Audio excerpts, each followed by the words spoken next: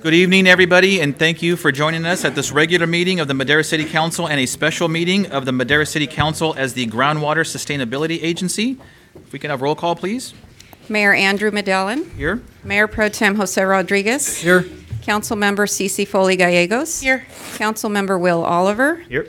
Councilmember Derek Robinson. Present. Councilmember Charles Rigby absent. And Councilmember Donald Hawley. Present. Thank you, Sonia. Ladies and gentlemen, we have with us from Grace Community Church to lead us in the invocation, Pastor Randy Brannon. So if you'll stand with me, he will lead us in prayer.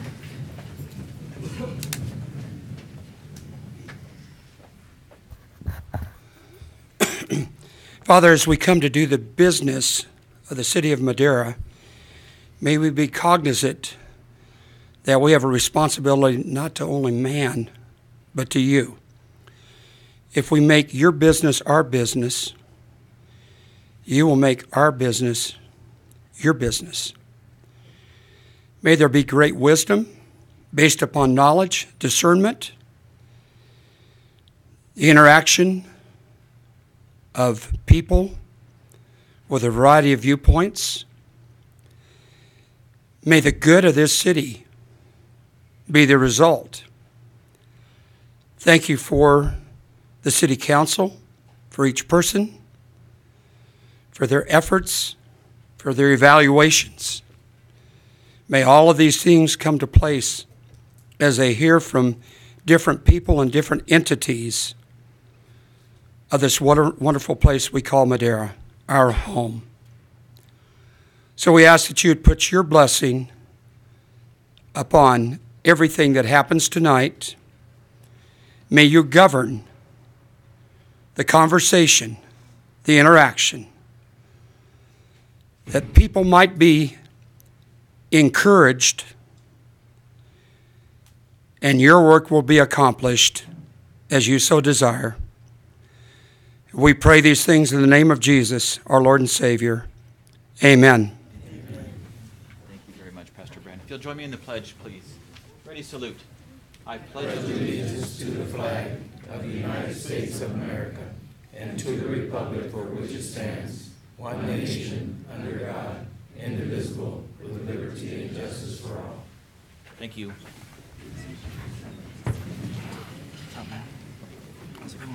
Good. How you doing? Moving on to public comment, the first 15 minutes of the meeting are reserved for members of the public to address the council on items which are within the subject matter jurisdiction of the council. Speakers shall be limited to 3 minutes. Speakers will be asked to identify themselves and state the subject of their comment. If the subject is an item on the agenda, the mayor has the option of asking the speaker to hold the comment until that item is called. Comments on items listed as a public hearing on the agenda should be held until the hearing is opened. The council is prohibited by law from taking any action on matters discussed that are not on the agenda, and no adverse conclusions should be drawn if the council does not respond to public comment at this time. Is there anybody wishing to speak under this definition of public comment? Good evening, Mr. Mayor, City Council, and staff. Elaine Craig, Executive Director, Workforce Development Board of Madera County. I actually am here. I wanted to personally come and advise you that I have tendered my resignation and that I will have accepted a position with Merced College as their Director of Business, Industry, and Community Service. So my last day here in Madera is actually next Tuesday. And I wanted to personally come. It's easy to do an email, but I wanted to make sure that I reached out to so many of the people that have been extremely supportive while I've been here for 13 years. Your partnership, your collaboration, everything has been a tremendous experience. It has been a privilege and an honor to serve this community for 13 years, and so thank you for letting me be a part of that. I also wanted to introduce Tracy Scott Contreras. I'm sure many of you already know her, but the board has appointed her as the interim director. So this city and this county is in great hands until they do a recruitment for a permanent director, and so that will begin probably in the next month or so. So again, thank you very much. I've learned so much here, and I will be relocating back to Merced. That's where I came from to take this position. So I'm kind of going back home myself with family there and friends. So again, thank you so much. And I'm keeping my fingers crossed for the mayor's grant. So we haven't heard yet, and so I'm really hoping that Madera is one of the awardees. So Thank you, Elaine. I'm shocked. I did not know. And you've truly done so many wonderful things for the people of Madera. thank you. And you will certainly be missed. But at the same time, we're very happy for you and that you're going back home and you're moving on to another chapter in your life. Exactly. So we will certainly miss you. You will always have a place here in Madera. And I will take advantage of that. Please So do. thank you. Please do, Elaine. All right. Good luck to you in the Thank future. you I'll very stop by and much. see you before All right. Tuesday. That'll be perfect. Thank you.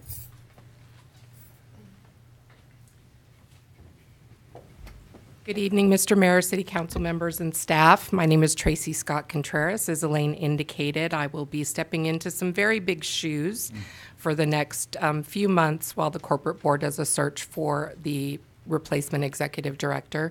I am honored to be serving in this capacity and continue serving the community, and look forward to continuing the partnerships that we have had with the city and the county as we move forward into new adventures. So thank you very much for the opportunity. Thank you, Tracy. You're certainly no stranger to City Hall and to these chambers, and so we look forward to continuing our partnership with you personally and the workforce. Thank you very much. Anyone else wishing to speak under public comment? Good evening. Mayor, council members, my name is Eric Battles, president of the Mid-Management Employees Group, and I'm here representing these hardworking men and women. Thank you for hearing from us tonight. As you know, the city and employee associations are in the midst of bargaining, and the upcoming decisions will impact our members immensely. It's important to remember when talking about city employees' compensation, it is not just how the wage and benefits provided impact their quality of life, it is also how the quality of life for Madera's residents are helped or harmed by the quality of services they receive from the city. That's why investing in your staff is important. Ultimately, it is about the quality of services the residents receive from qualified, trained, and motivated staff. We have meetings set this month and next month for bargaining our new agreement. We look forward to working with the city to develop creative solutions to address the budget deficit that do not include taking thousands of dollars out of the pockets from our hardworking staff. Finally, I have a letter prepared by the General Bargaining Unit and mid-management groups that has been signed by over 100 members, showing their concern and desire for a reasonable contract. I have this for you.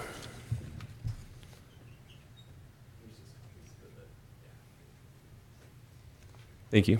Thank you very much, Mr. Battles. Good evening, Mayor and council members. My name is Viola Rodriguez, and I am a supervisor for the Neighborhood Revitalization Department, and I've been with the city for 24 years. Every day, my staff and I are committed to working to make a difference in the community that we all call home. We do what we love, and we love what we do. Our department mission statement says it all, and in part, it says, our commitment is to provide reliable and dedicated service to each neighborhood in the community. The goal is to make the community a safe and desirable place to live, working together to make Madera the best place to live. We are Pound Madera Proud. Now, these words are made up, or this statement is made up of ideas and feelings that were put together by the department of employees who are committed to making Madera a better place to live. Some of the employees were raised in Madera, and some still live here. And some live outside of Madera, but they're just as committed as the ones who do live here. With the potential reduction in benefits, I will feel the economic effects, and my staff will too. I have a family, and they have family with children. With the reduction in benefits, home budget the loss in pay. And anyone in this room who is raising children or who have raised children know that you must move forward and not backwards. The discouragement and low morale of not having enough salary to cover your monthly payment or expenses will leave employees no choice but to start looking for other jobs to make up the loss. Can we afford the loss of staff in this department? I'm worried about service delivery to the community.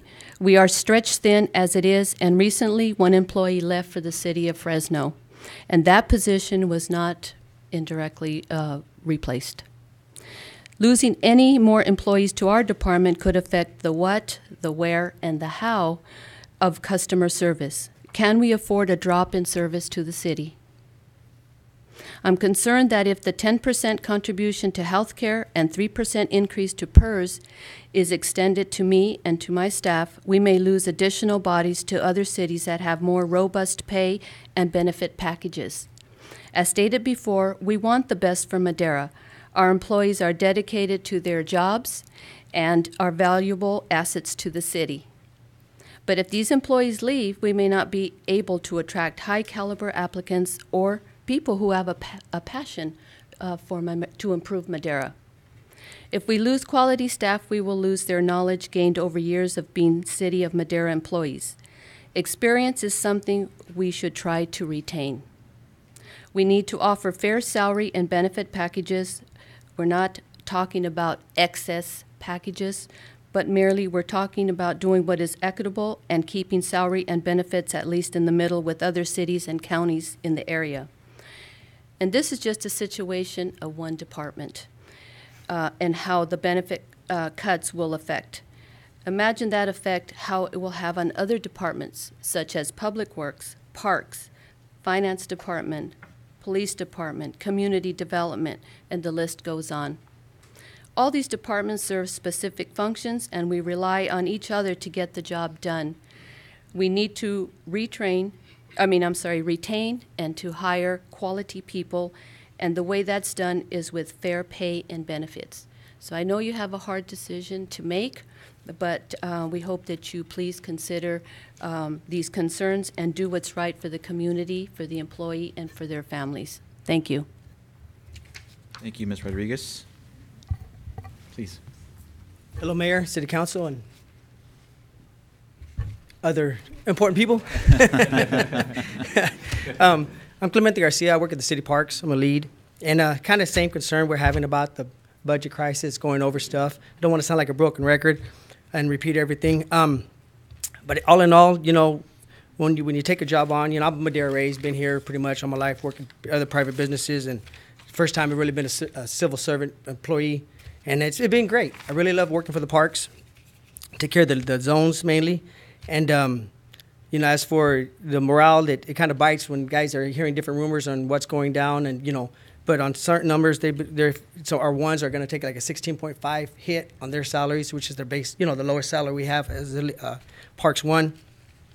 So morale gets hurt, productivity is a little harder to pull out of them, and we know, you know, times can be tough all over, but you know, we like to challenge the City Council to, you know, per se to help us with different ideas, not just be hit like do the negotiations like it's negative, negative, negative. You know, where's the turning point at? You know, what kind of a sunrise is there down the road if it gets that bad? You know, what's the general plan versus just, you know, you guys got to take it to the nose, and you know, and that's what they're really worried about. Is like, you know, how far will it get before it gets better? And you know, even in a private firms, you know, you always look for an average 2% raise at the end of the year, or even if it's a stalemate, or sometimes you don't get nothing. But you know, they don't want to just like push harder and get less. You know, it's a real bummer all the way around. You know, so in all respect to you guys, I hope that you guys can come up with something that, you know, it's innovative, where we can really get creative as a City of Madera to really progress and where everybody grows versus just, you know, let Madera be old Madera. You know, let's make it a better spot where, you know, there's a lot of people that really like working for the city. You know, I'm one of them. I love it. It's been a real good experience.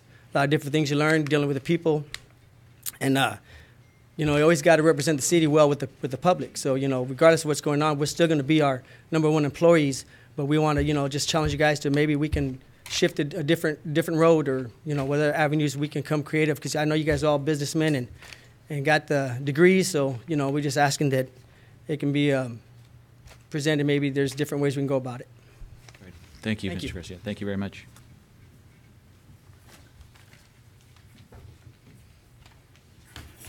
Good evening, Mayor and City Council. My name is Dustin Pickett, and I'm the president of the Employee Association that represents about 120 of the rank and file workers for the City of Madera. First, I want to thank you for your service, for the service you're providing our community. It can be a thankless job, especially when you're dealing with budgets. We felt it's important for us to speak tonight as the employee associations are in the middle of bargaining a new employment contract, and our wages and benefits are a big part of next year's budget. Compensation survey that was done a couple years ago showed we're among the lowest compensated employees in the Central Valley. Because of that, we're having a tough time keeping or recruiting quality workers. I have over 200 cards from concerned city residents that agree with that point. These were collected in a matter of a week and a half, and I'm sure we can get hundreds more if we have more time. The community is clear that cutting rank and file compensation should not be seen as a solution for balancing the budget. We need a balanced approach that includes looking at raising revenues, as you all know from last night's meeting. Over the next few months, we're committed to negotiating a fair contract that reflects the current budget concerns, but we see no need to accept any cuts before the study regarding top management compensation is addressed and the City Council looks seriously at reasonable ways to increase revenue. Thank you. I'll present these. Thank you, Mr. Pickett.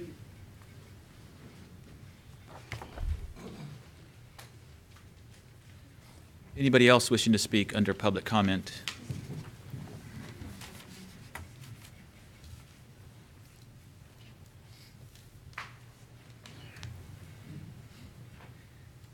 Good evening. Vicki Sloan, 503 North O Street.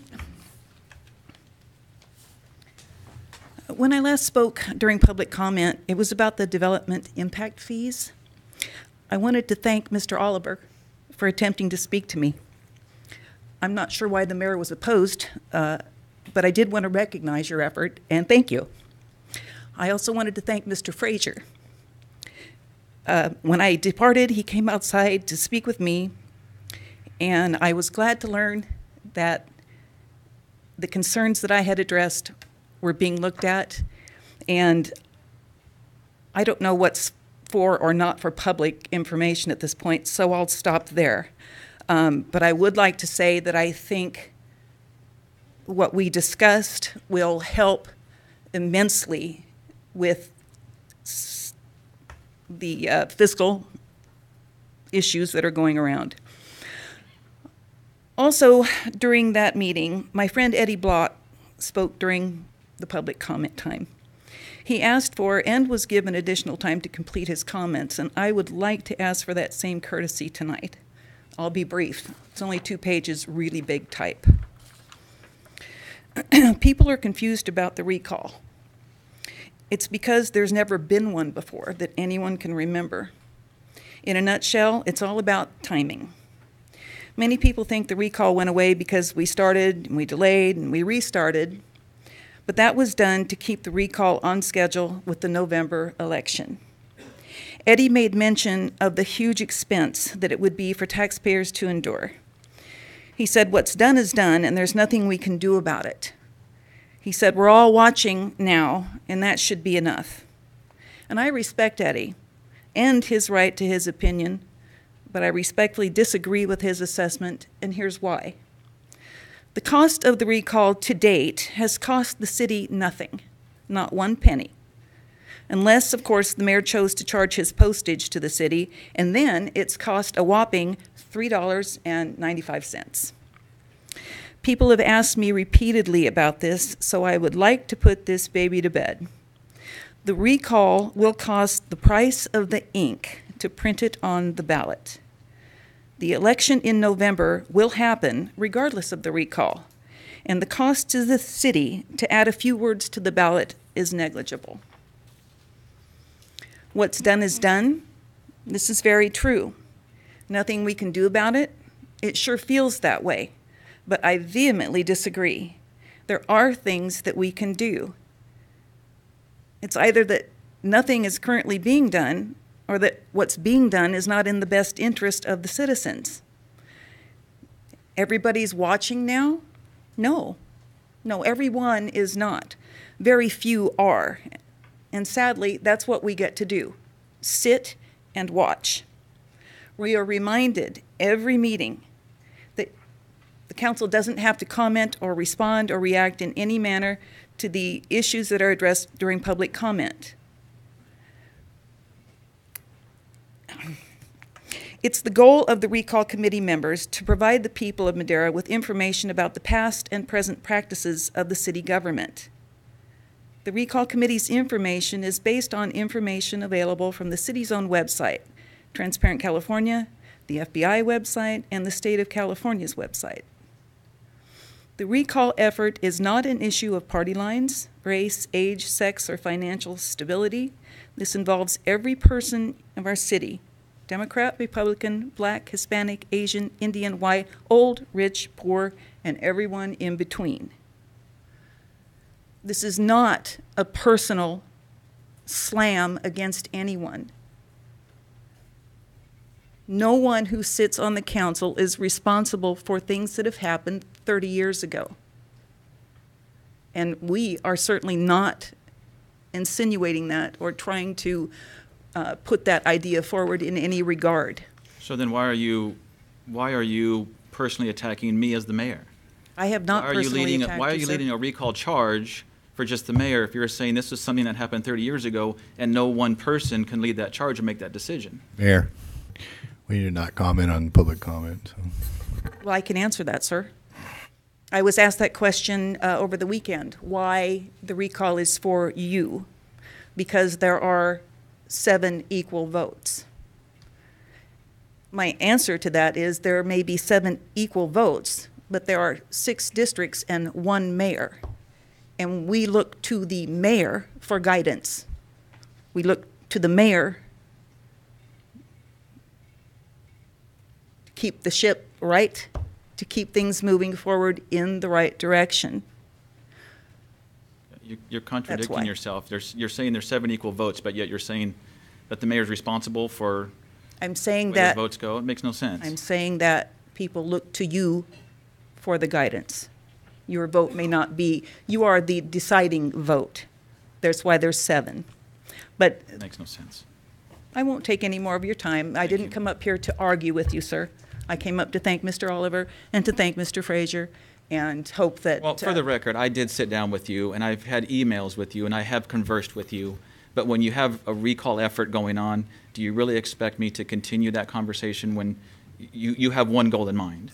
But for the record, please, I have sat down with you and talked with you multiple times and heard your thoughts and the way you thought the city We should sat be. down in January. Yeah.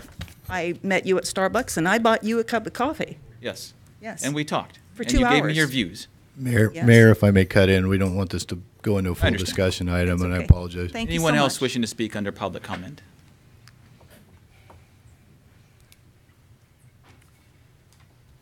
I would like to thank Mr. Battles, Ms. Rodriguez, Mr. Garcia, and also Mr. Pickett for your professionalism and coming down here this evening, speaking with us honestly and openly and expressing your views. So thank you all very, very much for coming down here. With that, I will close public comment and ask for an announcement. Thank you, Mayor. Pursuant to Government Code Section 54957, members of the public are advised that documents related to the following agenda item were distributed to the council after the agenda packet was finalized. Under Section E, Administrative Reports, the subject matter is a resolution initiating the process to finance a fire station. The agreement with KMTG was distributed to the council this afternoon. Extra copies are available at the podium for members of the public wishing a copy. Thank you. Thank you very much, Sonia. And we have a treat this evening, a presentation by our housing director, Linda Shaw. This is recognition of the temporary housing for homeless families at Pomona Ranch. Ms. Shaw. Good evening, Mr. Mayor and members of the City Council. Good evening. I'd like to let you know that the Housing Authority family thoroughly appreciates your support with last year's CDBG grant and this year coming in CDBG grant. We would not be able to do the things that we've done without it. So I'll segue into the short video that I've brought for you all to watch. I'm told that you won't be able to hear the music that's part of the video, but just think of John Lennon's Imagine. Come on. I can, you know.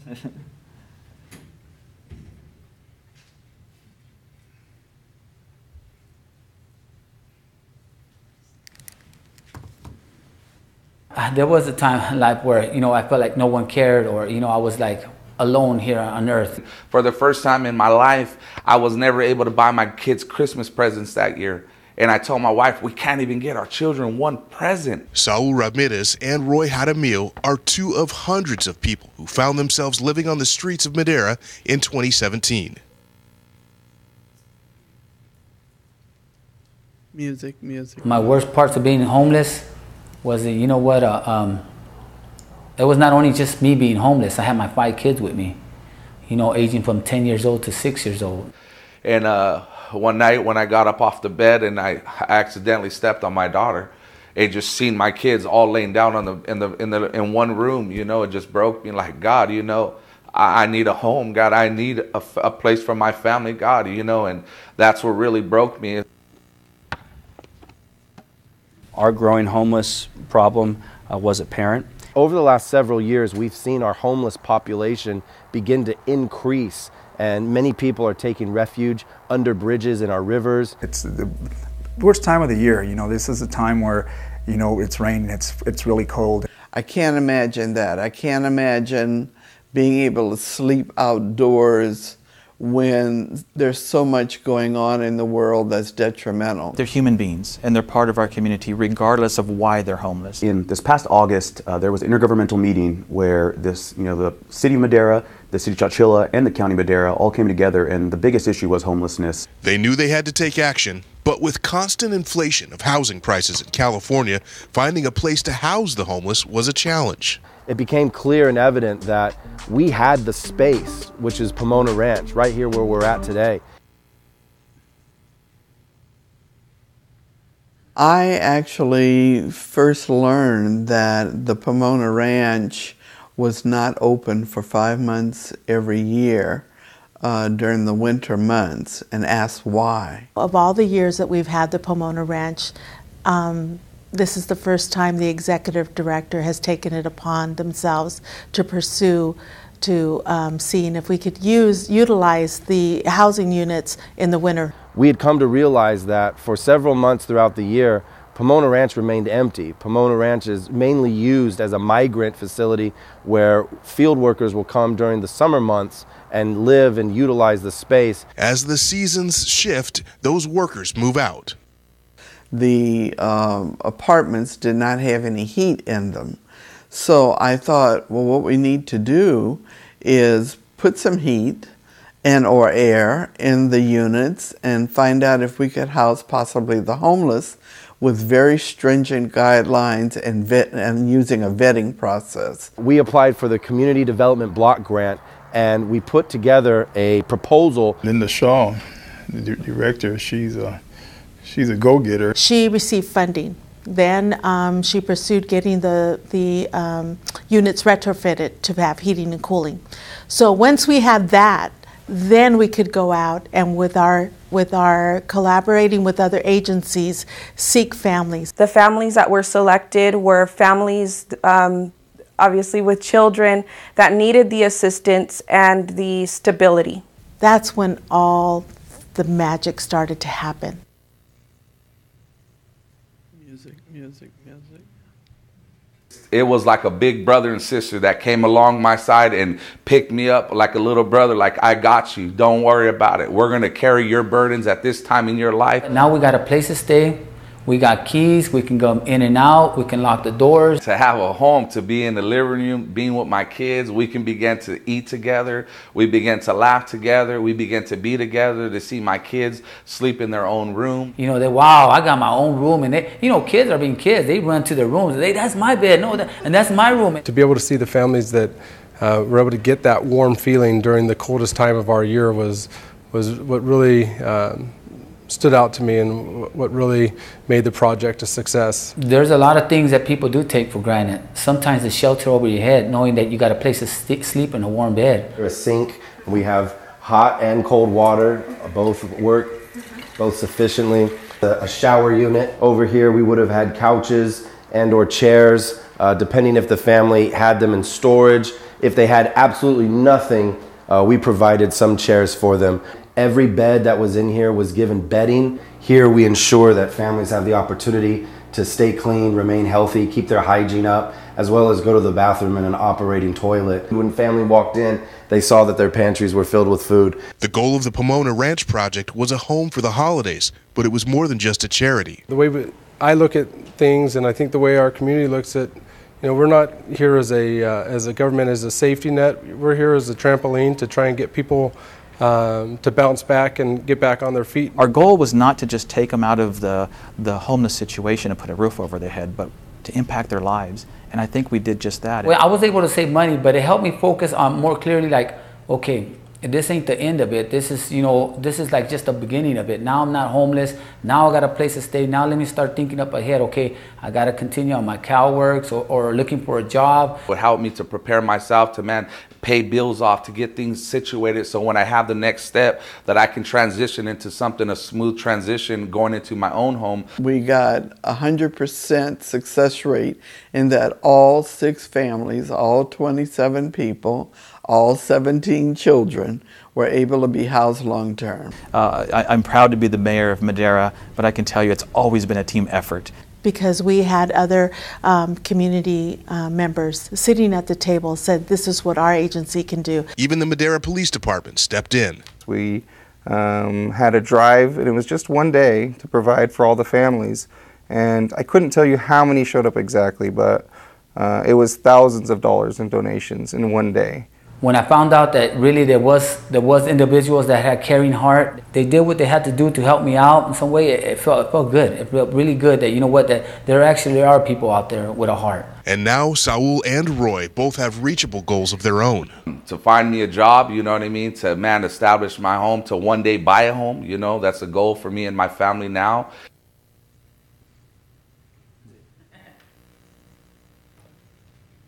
It'd be great if there was a day when we no longer had, homelessness or poverty issues in our community. But, until that day comes, we need to continue to look for the families and the people that really need this type of help the most. It's catered toward people primarily that we think will be successful. It's more geared toward people who need a hand up instead of a hand out.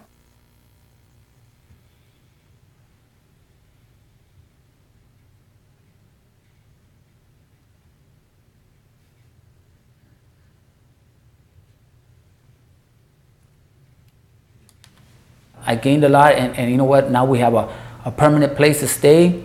We're not out in the street. I'm not living with a friend. You know what? Learning how to pay your own rent and stuff, and it goes on. I can continue going on and on. This was not a program where we handed people a success.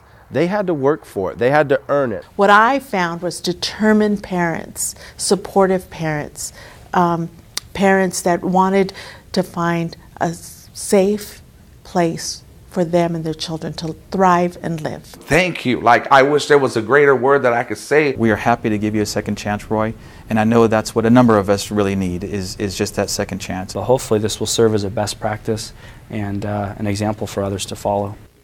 It makes me feel good as a city councilman as well as a city resident to know we can help folks, and I'm about helping people. I believe in helping our fellow man, and part of my belief is when you're helping your fellow man, it's like you're helping God.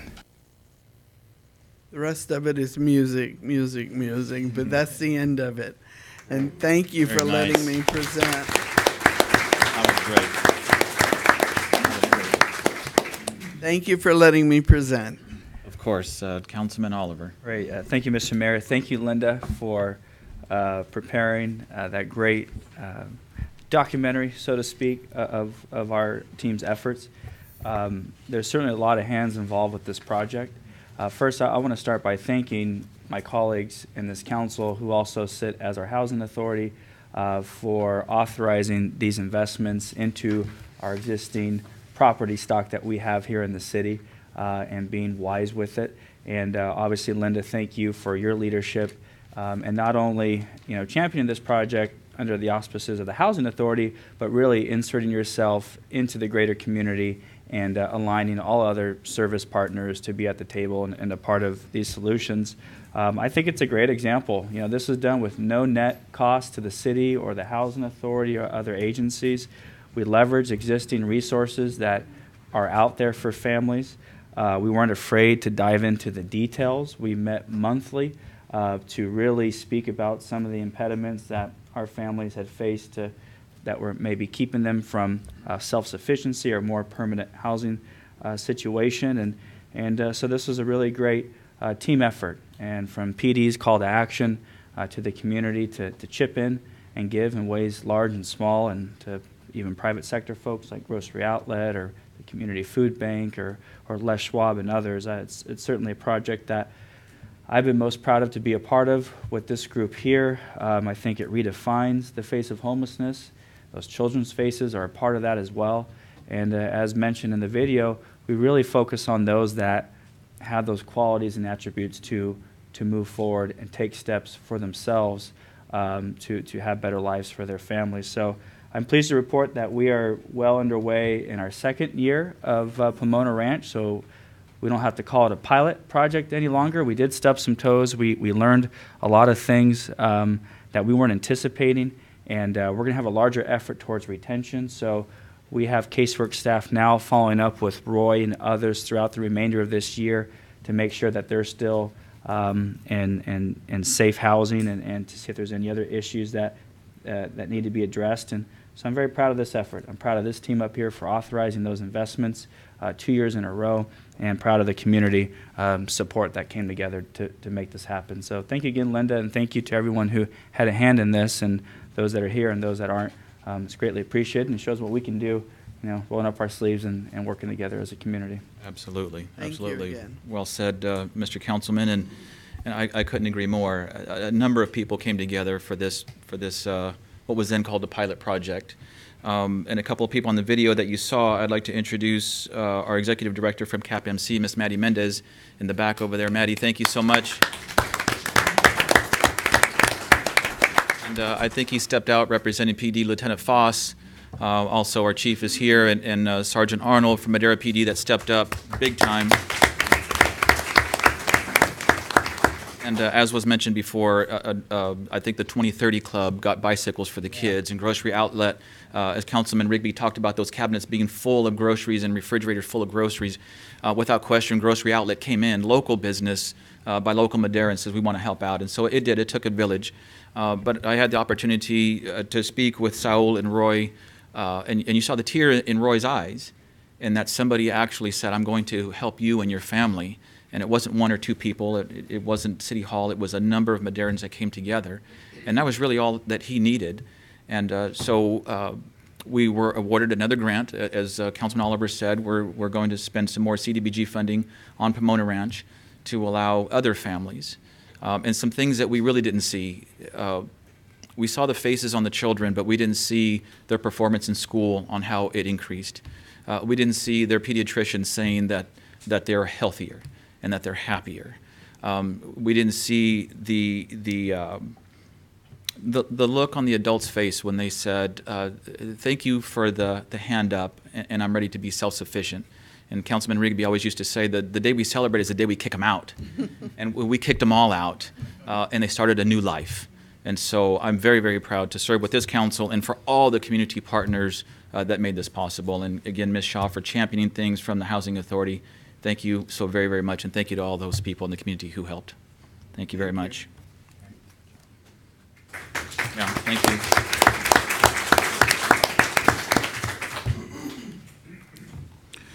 Moving on to the consent calendar, is there any council member wishing to pull any consent item for further discussion?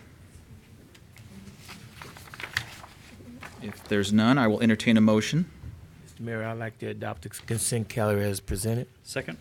It's been moved and seconded to approve the consent calendar as presented. All those in favor signify by saying aye. Aye. Any opposed? Motion carries unanimously. Moving on to item C1. This is a public hearing on a 2018 general plan amendment in consideration of a resolution. Mr. Boyle. Thank you, Mayor Medellin. Council, it's a pleasure to present tonight. The first item on our public hearing agenda tonight is, in fact, Cycle 1 of general plan amendments. The state provides for 4 times of the year for the council to review and adopt general plan amendments. Sometimes they are brought by citizens. Tonight, our first cycle is filled by 2 items that are proposed and brought to the council by staff. The first of those amendments is an amendment to the Parks and Recreation element. We might recall that recently, in fact, it became law earlier in May, we adopted a Quimby-Act ordinance which provided for parks acquisition, a mechanism for parks acquisition. That was consistent with one of the action items of the general plan. Within the general plan, there was some conflicting verbiage as related to what could or could not be counted towards satisfying the 3 acres per thousand requirement that was adopted as part of the Quimby Act. This general plan amendment essentially cleans up that verbiage, and it's done in just really 2 ways. The actual verbiage is dispersed throughout the ordinance, but there are the original general plan called out for areas that were considered non-park public areas, and those included linear landscapes, pocket parks, and open space in general. Those particular areas were considered other or non-park public areas when they were less than 3 acres in size. The Quimby Act doesn't provide for any minimum area that the city might entertain accepting in lieu of a fee. So within that component of the general plan, there is verbiage that's added within each of those areas. First, those non-park public areas are now called other park areas. And secondly, there is verbiage that's called out that the city will determine on a case-by-case basis whether a pocket park or open space or what have you shall count towards the city's parkland per policy PR1. That's the first general plan amendment that's within this cycle 1. The second general plan amendment is an amendment to the circulation and infrastructure element. And within the circulation and infrastructure element, there are a couple of omissions and updates to the general plan circulation master plan map. Those are 3 specific updates to that map. The first update is an extension of the Collector Street status from for Granada Street north of Cleveland and up to the Kennedy Street alignment. That's circled here in the upper left-hand side of the screen. The second component is when our 2009 general plan map was adopted, the extension of Gateway over the freeway wasn't there. And so the map had that component of Gateway Drive omitted. That's been added to our map as a arterial street with an arterial street status. The last segment that is a component of this amendment would be an extension of of Kennedy Street, which realigns onto the Adele Street alignment to provide for a clean east-west passage from in the north quadrant of the city. That's currently we're working on making that actually occur right here and now with a proposed tentative map. So that would provide for an update to the master plan map to be indicative of that. With that said, these 2 amendments have been recommended by the Planning Commission and staff that the council, after consideration of public testimony, adopt a resolution approving the amendments. That completes my presentation. I'd be happy to answer any questions you might have. Thank you, Mr. Boyle. On the Parks and Rec element, you said that it's a case-by-case basis. Correct. Is there any sort of minimal criteria or basis, or what exactly would change each case? As we reviewed it, there is going to be certain situations where, for one reason or another, the city may not wish to consider a particular area as satisfying that 3 acres per thousand.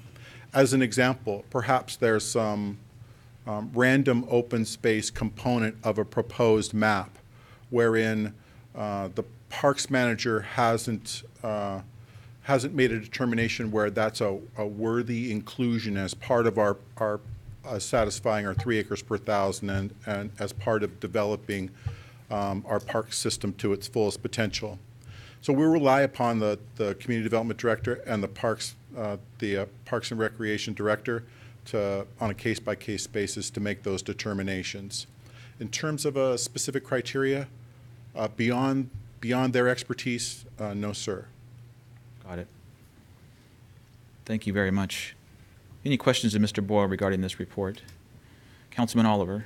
Thank you, Mr. Mayor. This may be a question for Keith. As far as the circulation and infrastructure element, with regard to Granada in between Cleveland and Kennedy, I know this is a segment of roadway that I've been working with Keith and his team on looking at some deterrents to speeders along that roadway.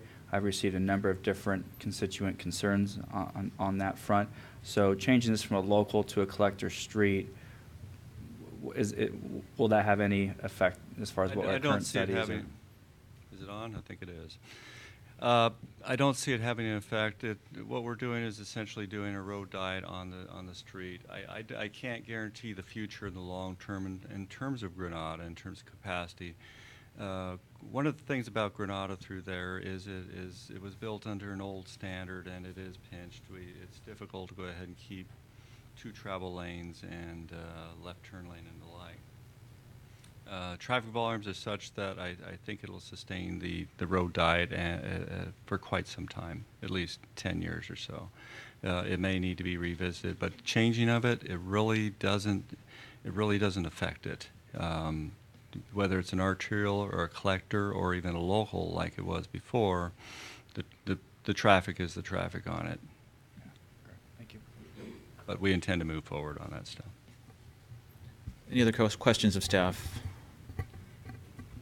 Thank you very much, Mr. Boyle. This is a notice public hearing, so I'll ask if there's anyone in the audience wishing to speak on this particular item or items, please come forward.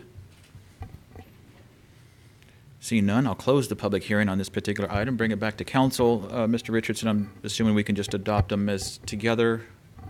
You don't need 2 separate ones, right? It's on one item, item C1. Yeah, just one. You can take it all as one. I think it's one resolution. It's just one reso. With that, Mr. Mayor, I'd like to move to adopt item C1 as presented with A and B. Second. It's been properly moved and seconded to approve item C1 as presented. All those in favor signify by saying aye. Aye. Any opposed? Motion carries unanimously. Moving on to item C2, this also is a public hearing in consideration of a resolution adopting the Measure T annual expenditure plan for fiscal year 18-19. Mr. Helmuth. Thank you, Mayor, council members.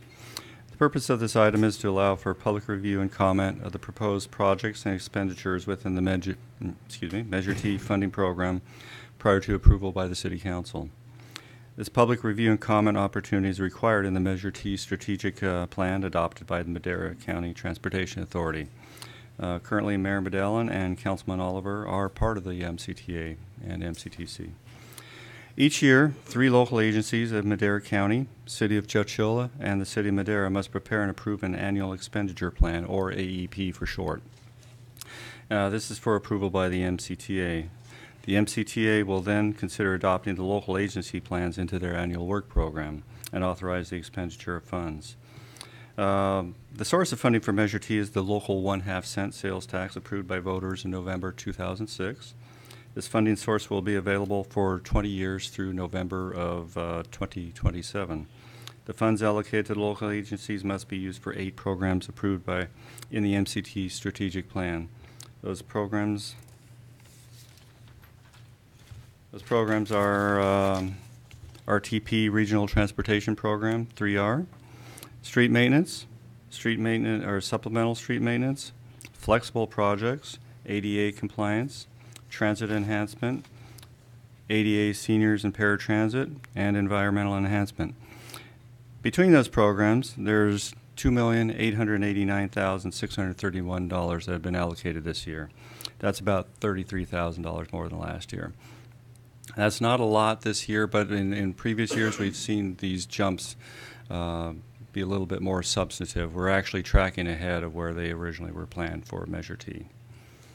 In essence, that completes my presentation.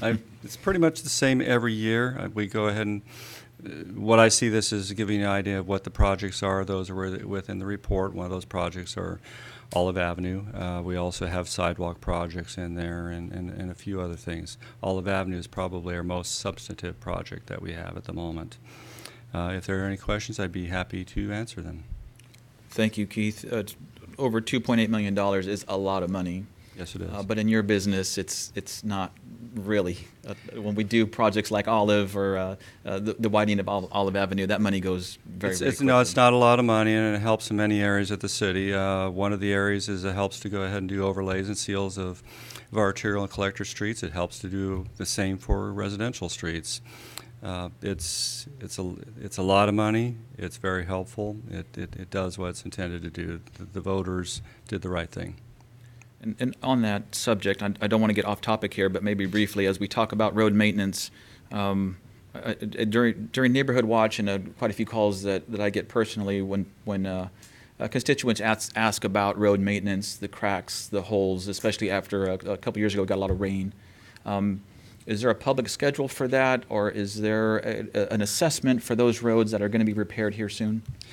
There is. About 3 years ago, we hired a firm to do a pavement management system update for the street. It was the first one where we actually did a formal one. Prior to that, Public Works had kept track of the streets and tried to go ahead and identify the ones that deserved the most love.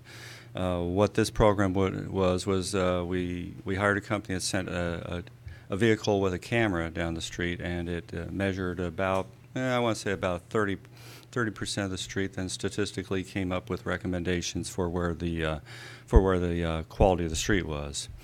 It spit the answers out on that, said where it was on a pavement condition index, and that's tells you how good the road is. 0 is dirt. You don't want a dirt road. 100 is pretty much a brand new road. So it spit those out and then gave us recommendations as to how we could go ahead and better plan the streets. It's done exclusive. It doesn't consider areas in town. It strictly looks at the quality of the streets, how much funding we have, and then spits out recommendations for projects. Very valuable software. It's given us this year. We use that for first time for doing the RMRA projects, the new gas tax for roads. We're going to be using it on future projects that are coming up. Some of what you'll be seeing coming through are those. We'll also endeavor to go ahead and give you maps to show where the streets are laying out on the road so you can go ahead and see how they drop down. But it's statistical, and it's designed to go ahead and take a little bit of the situation where a staff person is out there and going, I remember this street as being bad. Right. And I know this one's bad, and then you start trying to go ahead and weigh those two streets, and you forgot about the other one over here. Sure. So the software attempts to do that. That's on the arterial collectors. Staff is considering expanding that to residential streets as well. It would be very valuable information for us to have as we go out into the community and share that information as to how we do it. I think some people think the squeaky wheel gets the grease, or that somebody drives around in a public works vehicle and just kind of makes their own assessment as to what needs to be done. So yeah, very technical and very advanced. Yes, if done the right way, it can save the city millions of dollars over the course of 10, 15, 20 years. It's about longevity with the maintenance and repair of roads. Yes. I get it. Any other questions? Councilwoman Gallegos. I just had a question where it says MCTA and the Citizen Advisory Committee is going to look at the process and the delivery of the program. Who's on that Citizen Advisory Committee? They're appointed by commissioners of the Transportation Commission. I don't have their names. I have not attended the last one. Perhaps you do know them. I don't have the names. We can go ahead and get you the names. Okay. Thank you. Yeah, I believe Michelle Robinson, Councilmember Robinson's wife, is on that. Yeah, the committee meets once a year. They review the all three entities: county, city of Chowchilla, city of Madera. They listen to a presentation, and the last time was more of a presentation than in previous years, but they go through the list of projects. They go through how the maintenance dollars are being used to go ahead and get a sense of whether the dollars are being spent appropriately. Okay, thank you. Any other questions, Mr. Helmuth, regarding this particular item? Thank you, Keith. You're welcome. Thank you. This is a notice public hearing, so I'll ask if there's anyone in the audience wishing to speak on this particular item, please come forward. Seeing none, I'll close public comment, bring it back to the council for action. I so move to approve C2 as presented. Second. It's been moved and seconded to approve item C2 as presented. All those in favor signify by saying aye. Aye. Aye. Any opposed? Motion carries unanimously. Thank you very much for that. Moving on to item C3, this too is a public hearing on objections to weed abatement and consideration of a resolution of the City Council authorizing the city administrator or designee to abate weed nuisances. Good evening, Mayor and City Council. As you all know, it's fire season, so I started my weed abatement inspections, and 399 properties were inspected from March 5th through March 16th. On March 22nd, 292 notices of violation were issued and delivered via mail. The notices indicated the violation, the corrective action, deadline, and public hearing information. Weed abatement reminders were also published in the utility bill. Re-inspections were conducted in May, and at which 12 properties remain in violation, which is Exhibit A. As of this morning, that number has reduced to 8. With that being said, staff recommends to hear and consider objections to the proposed destruction and removal of weeds and adopt the resolution ordering the abatement of weed nuisances in the city of Madera. Any questions? Thank you very much, Favela. Any questions? Councilman Oliver.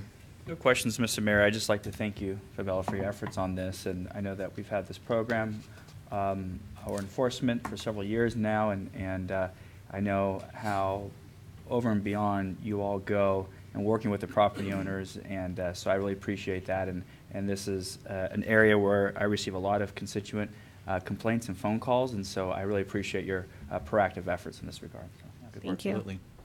Thank you. Thank you. This too is a notice public hearing. Is there anyone in the audience wishing to speak on this particular item? Please come forward. Seeing none, I'll close public comment and bring it back to the council. Move to approve item C3 as presented, Mr. Mayor. Second. Once again, it's been properly moved and seconded to approve item C3 as presented. All those in favor signify by saying aye. Aye. Any opposed? Motion carries unanimously. Thank you very much. Moving on to item D1, this is consideration of a request by Baltimore Air Coil Company to allow for connection to the city's water and sewer system. Mr. Helmuth. Thank you, Mayor and council members. This item does in fact address the Baltimore Air Coil request for connection to city and water sewer services. Why is this request coming to council? It's a bit of a special request. Typically, when we receive out of city requests, they come in for single-family dwelling units. Every so often, we'll see a few at a time. Sometimes we might go for weeks or months at a time. Sometimes between seeing those, we even have an application that'll be coming through probably in the next couple months or so for 13 houses. 12 or 13 houses on Olive Avenue to the east of the city. That will be an exceptional case as well. This one is exceptional because it's an industrial use, and they use more water than the typical single-family residential request. What we've done is reviewed this, tried to determine about what the impact would be on the city. There's about, I think it was per the report, 26 gallons per minute that would be required for water. This represents a fairly small portion of a city water well. What would happen in this particular case is Baltimore Air Coil would extend a water line out to their facilities. I've guessed, come up with an engineer's estimate of about $300,000 or so. That would allow them to connect onto the city system and would preclude a possible future need for them to go ahead and drill a new well, as the existing well had a well casing break on it a few years ago. They're a little bit concerned about that breaking. That's part of the request. The other is they currently have 5 septic systems on site that are being used. They, as part of their sustainability plan, they would like to go ahead and remove those systems and connect directly to the city sewer system. To overcome that represents a fairly large part of investment on the city. I think that over time we're catching up with it. We have the potential for 2 of those links to be installed in the near term, which would create a little bit more capacity. But in the long term, this request would potentially leave the city short at some point in the future. I cannot predict when that time would be.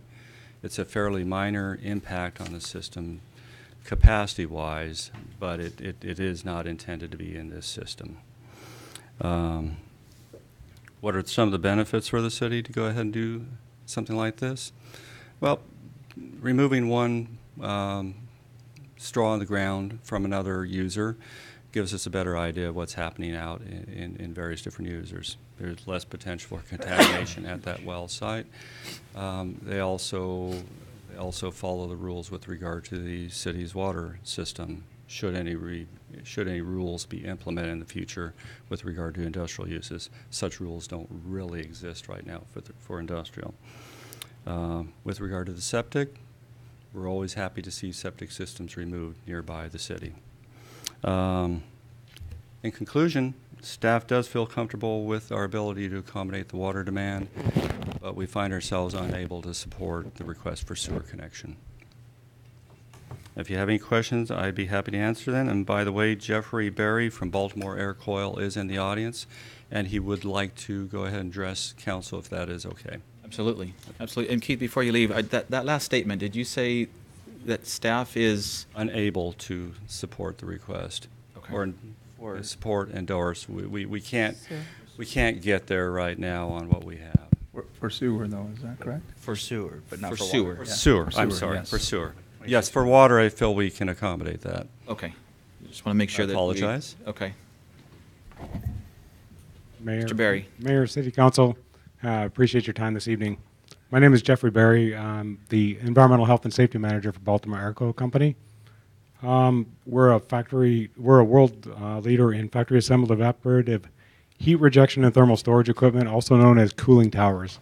You may have seen the big tin boxes rolling down the road with the blue circle on them. Yeah. That's us. You may have family members that work in the plant itself. Baltimore Air Company's been quietly doing business at this location for over 50 years on Road 28.5. And we currently have approximately 260 full-time employees at this location. And we are one of 2 manufacturing facilities in the United States. We're committed to all aspects of environmental excellence, including air, water, and waste. If it affects the air we breathe, the water we drink, or the food we eat, we are concerned with it, and it is a priority for us. The easy and cheaper alternative to this would have been to drill a hole in the ground, replace the existing well, as Keith alluded to, and move on with our 5 septic systems. I would ask that the council consider connection to the sewer system long term and make plans for that, and that would allow annexation of the area as well as a sustainable way to dispose of our wastewater and a sustainable source that could be monitored, a sustainable source of water that could be monitored by the city on a regular basis. I'm available to answer any questions. I don't know if I'll be able to answer them, but if I can't, I will find the answer and get back to you. Thank you, Mr. Thank Berry. you for your time and your support of this project. Very You're welcome. Thank you for being here. Any questions of Mr. Helmuth or Mr. Berry at this time from council? Mayor Pro Tem Rodriguez. Yes, thank you, Member Dillon. Thank you, Jeffrey, for your presentation, and Keith, thank you as well.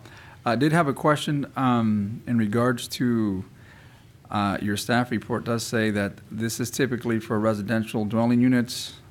You addressed the fact that this is a case-by-case type of deal, but does the city prepare or formulate some type of impact fee to mitigate for maybe future requests? I know that this might be a case now, but how would the city mitigate for future impacts of these types of connections?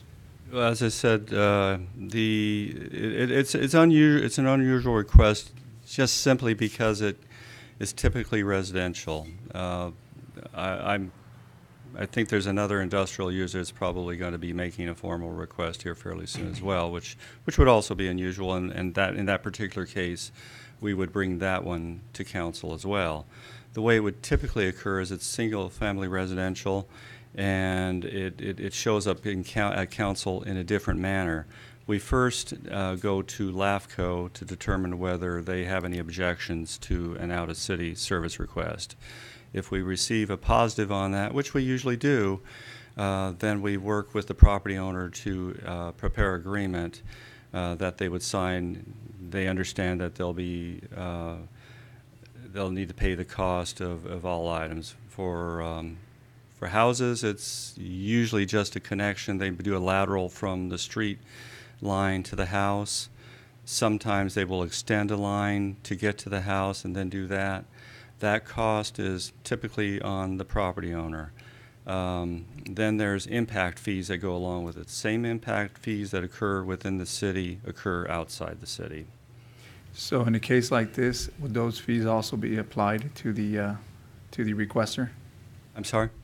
In a case like this, would the impact fees be applied to the requester? Yes, they would be. Okay. They would. For industrial, it's based upon the size of the facility. Okay, so that was my question: is how do you calculate the impact fee?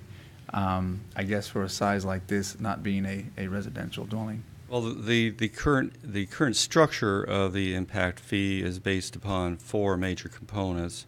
Those being residential, multi-family, commercial, industrial, and then I think I got a little bit off office. It goes under that particular component. That's been in place for some time now. For industrial, in fact, I'm trying to go ahead and recall whether there is what the impact fee is for either one of them. It's a square footage cost, but they would be responsible for paying that. Okay, and I guess my concern would be that, since we had the conversation regarding the lack of imposing impact fees for certain developments, that we don't fall back and do the same, and especially in these requests moving forward. So, well, all facilities that connect these days and for some time do pay impact fees. I think the only question is, are the impact fees adequate? Correct, or adequate? Yes. Okay, that was my concern. Thank you, Keith. You're welcome. And thank you again, Jeffrey. Councilman Oliver. Thank you, Mr. Mayor. Thank you, Keith, and thank you, Mr. Berry, for your presentation. A couple quick questions. It is an unusual request, but I feel like we've had similar requests in the past, particularly for expansion projects or new construction. And I know, at least in some of the decisions I've been a part of, we've kind of held the line as to requiring annexation before allowing for connection to services. Is there any plans in the future or an willingness to possibly annex into the city here in the short term, or what's the status of those discussions? One provision of the agreement that they sign indicates that they would not object to annexation. It does not require annexation. It just indicates that they would not object to it. With regard to the other projects, I am struggling to go ahead and come up with any of those others right now. For example, Bapu farming company. It's almond processing plant. They had proposed both an industrial use as well as office complex. That is a very good identification of one. That particular project, well, you said it. That particular project right now only has a fire hydrant on site, though. They are not receiving. But they requested to connect to city services. However, we were requiring that they be annexed into the city, and they decided they were not going to pursue that. And I also understand as far as element of the standards that they would be held to, which may be a little bit higher than the county's standards today. Sure. So, but they decided not to connect to city services. We worked with them on the fire hydrant since there was a safety component there. It is similar in a way and dissimilar in another. That Bapu Almond was basically, it's not quite a county island, but it represents a cutout within the city. And without that annexation, we as a city would be struggling to go ahead and provide certain things, such as the frontage improvements. Their original request was for connection with no other obligations, typical obligations being fulfilled. I get that's new construction, so would this help facilitate a planned expansion and additional job generation, or would it simply be to service current operations? Maybe for you, Mr. Berry, that. Thank you for the question. It would not generate new jobs at this time, but it would allow expansion at the facility in the future. Just a couple of things to note I didn't mention. We have reduced water usage 46% over the last 2 years. And the standards that were held to for discharge to the septic systems is currently well above that of any that goes to a POTW. Basically, to release the water to the septic systems, it has to be of the same quality that would be released to surface waters of the United States. Therefore, we end up spending a lot of money hauling off what we consider hazardous waste because we can't put it in the septic systems. It would be easily treated by the modern water treatment plants without issue, and it would save us money on that end. Yeah, and I don't think I have any doubts as far as safety and the mitigation there. For me, it's a question of precedent. So kind of now pivoting back to our discussion last night on annexation and things like that, maybe this is for Chris Boyle, would a project like this or an extension of services maybe spark that discussion of a potential annexation in that particular quadrant of the city?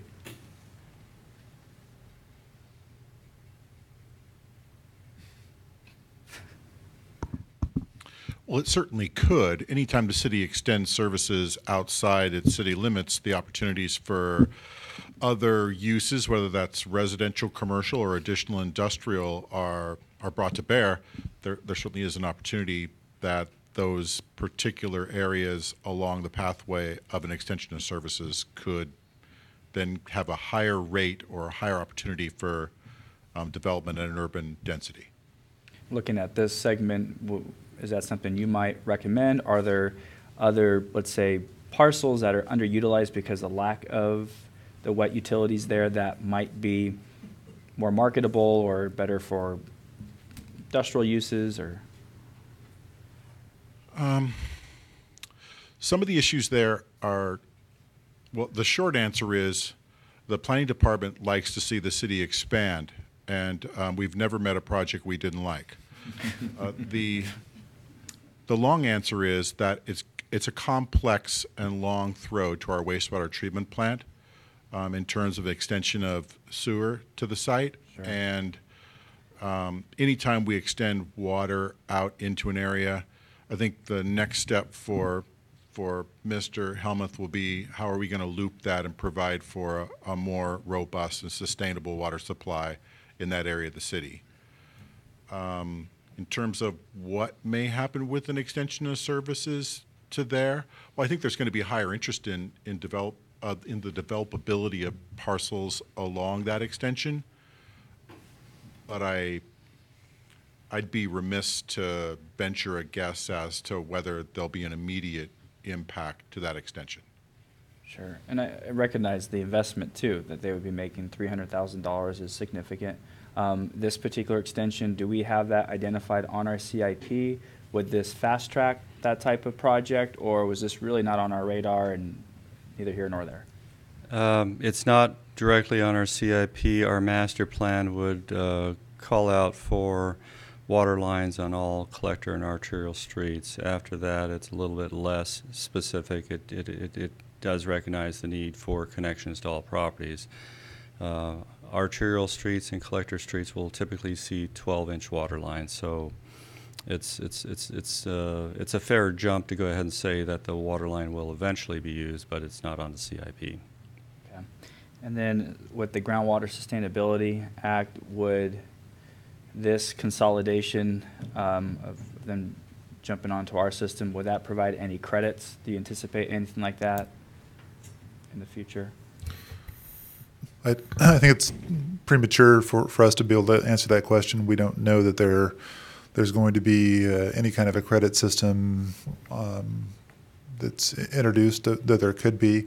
I think these are the kinds of things that we're tracking, the number of new connections and change in water usage patterns to the extent that we can track those changing data points. But in terms of there being a defined answer to it being a positive thing or a negative thing, we don't know yet. At the end of the day, I mean, Baltimore Air Coil is it's a large employer in our community. It's industrial jobs that we want to retain and certainly want to facilitate any expansion and growth. For me, I think my only concern is, again, precedent. It's when we have the other applications that come down the pipeline outside of city limits, don't necessarily want to annex, but there's a frame of reference here that you've allowed this with other companies, and we'd like to do it. So I'm kind of looking for some maybe fine-tuning a policy directive there. Maybe we look at new construction or new expansion and kind of drawing that line, whereas this is an existing facility in use. So those are just some concerns I have as far as future decision making. Certainly, I think it makes complete sense as far as their proposal and what they're requesting today, and it is a significant investment too, and they will be paying their fair share of the cost. But for me, it's a precedent concern that I kind of have in addressing future applications. So I'd like to see maybe a follow-up, policy or putting a little bit clearer directive as to what projects we entertain with an application like this or not. Sure. Just a little bit of additional background there. We get, as Keith has mentioned, we get all kinds of extraterritorial service requests that come in to us. Most are for residential, but some are for non-residential uses. The process works such that those come in most frequently to the engineering department. They're directed to my attention as to whether we want to immediately request annexation or whether we want to go through an extraterritorial request.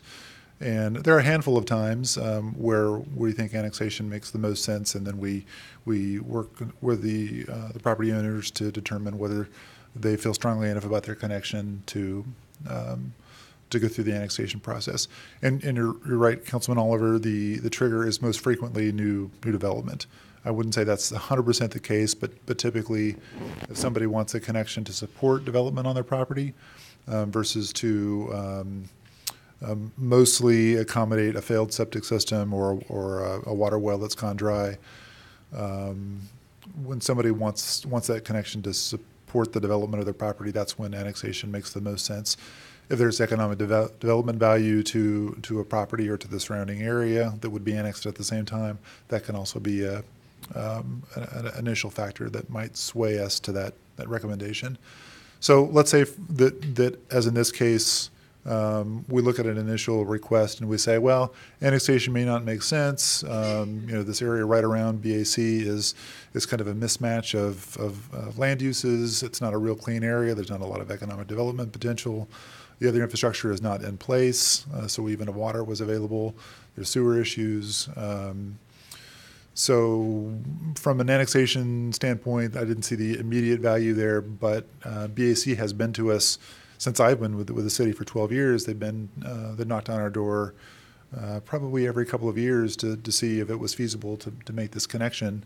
This is the furthest they've gotten through that process, and I commend them for their stick-to-itiveness on asking the question. And it's not necessarily been whether the city has permitted them, it's been whether it made financial sense for them to spend the money, because it's a long run, particularly, sewer really has been out of the question previously, but it's always been a long run, expensive run for water. So the other thing that you should know is that right now is an interesting time for considering annexations on the north end of town, and this is sort of at the northeast corner of town. And northern Madera development right now is being affected fairly significantly by the development of the new high school campus. And we have a number of folks that are talking to us about all kinds of development proposals there, from residential to commercial. We met very tentatively, preliminarily, with LAFCO about developing a proposed annexation boundary. We'll be meeting next week at the staff level to map out some factors that might define an annexation boundary. Two of those key ones that relate to this discussion are, where do we have infrastructure in the ground? Madera Unified is constructing a lot of infrastructure with Matilda Torres, but we have some existing infrastructure north of the city as well. And the second is, where on that existing infrastructure, where have we allowed extraterritorial service requests? So where are we already serving customers, where they already agreed to being annexed into the city? Then we'll also look at where we have developers and property owners that are knocking on the door and asking about developing their properties in the city. Whether it might make sense for BAC to be included in a very large annexation or a large annexation, I don't know yet, because we haven't really done that analysis, but it's certainly possible that they could get wrapped up in something that's a little bit bigger that might make sense in a larger format kind of discussion than looking on a parcel by parcel annexation. So I would say that discussion regarding an annexation boundary is probably going to be it'll be July before we get there, due to some scheduling considerations, but in the next few weeks anyway, we'll bring something to you talking about an annexation boundary and the initiation of an annexation on North Madera. Great. Great, thank you. I appreciate that additional clarification. I think for me, if it was new construction, I would have difficulty approving it. I think we have to be proactive in those discussions, and at minimum, and it sounded like you alluded to it, but it sounds like there might be, an interest to say, yeah, we would agree to be annexed or not be opposed to it in the future. Is that something, Mr. Berry, that your company would be comfortable with supporting if we were to move forward with this? Yes, we haven't run it all the way to the top, but I have made some phone calls, and they realize that will be probably be part of the deal. They don't expect to play and not have to pay.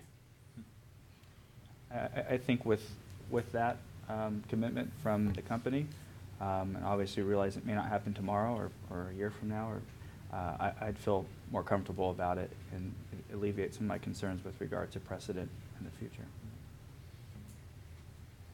And just to repeat what Keith has already said, philosophically, there's not an objection to providing sewer service as well. It's that problem that in a very constrained pipe, allowing an unplanned connection is at some point going to prevent somebody that's already in the city from putting wastewater into that pipe. So we'd love to be able to serve them, and eventually probably will be able to. It's just a question of how long that takes, and it'll probably take a while based on the level of infrastructure required.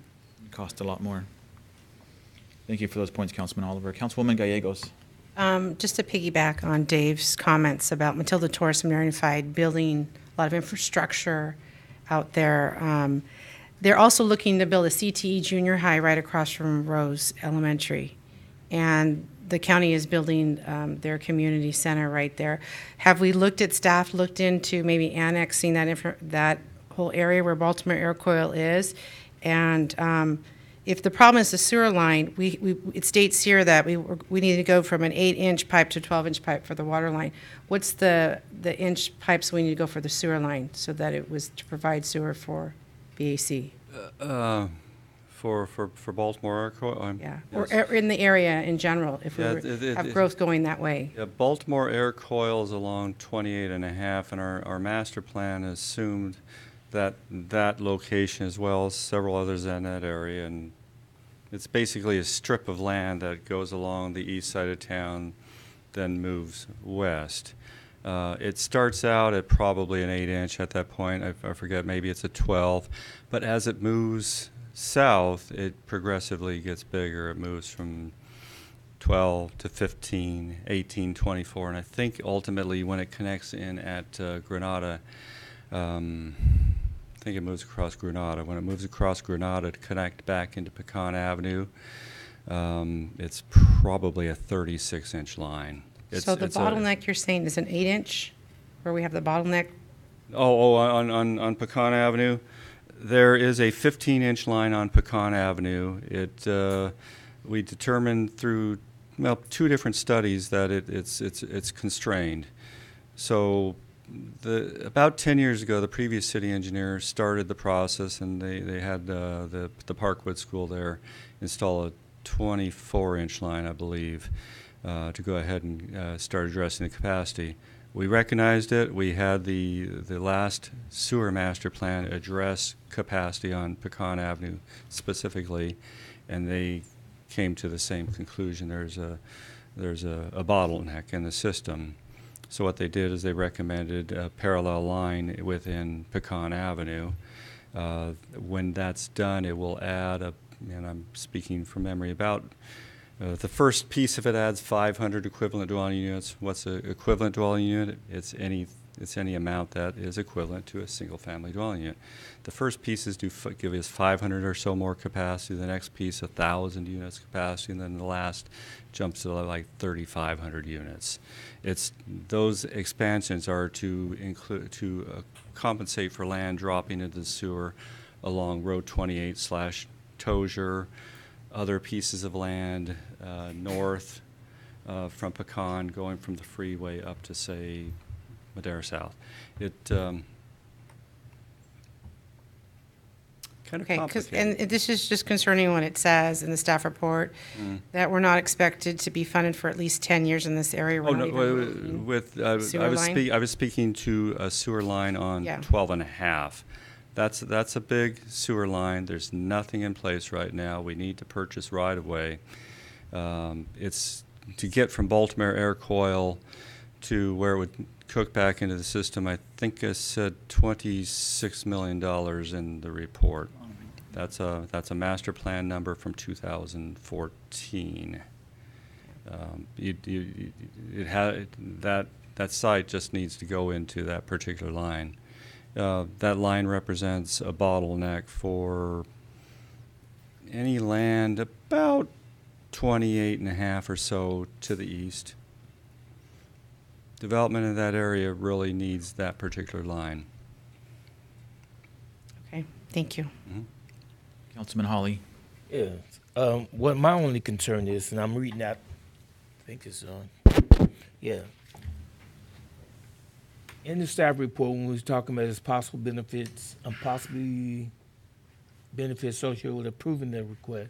So we're not worried about, I noticed they got in here that moving that septic tank, them using our septic tank has a contamination problem, or?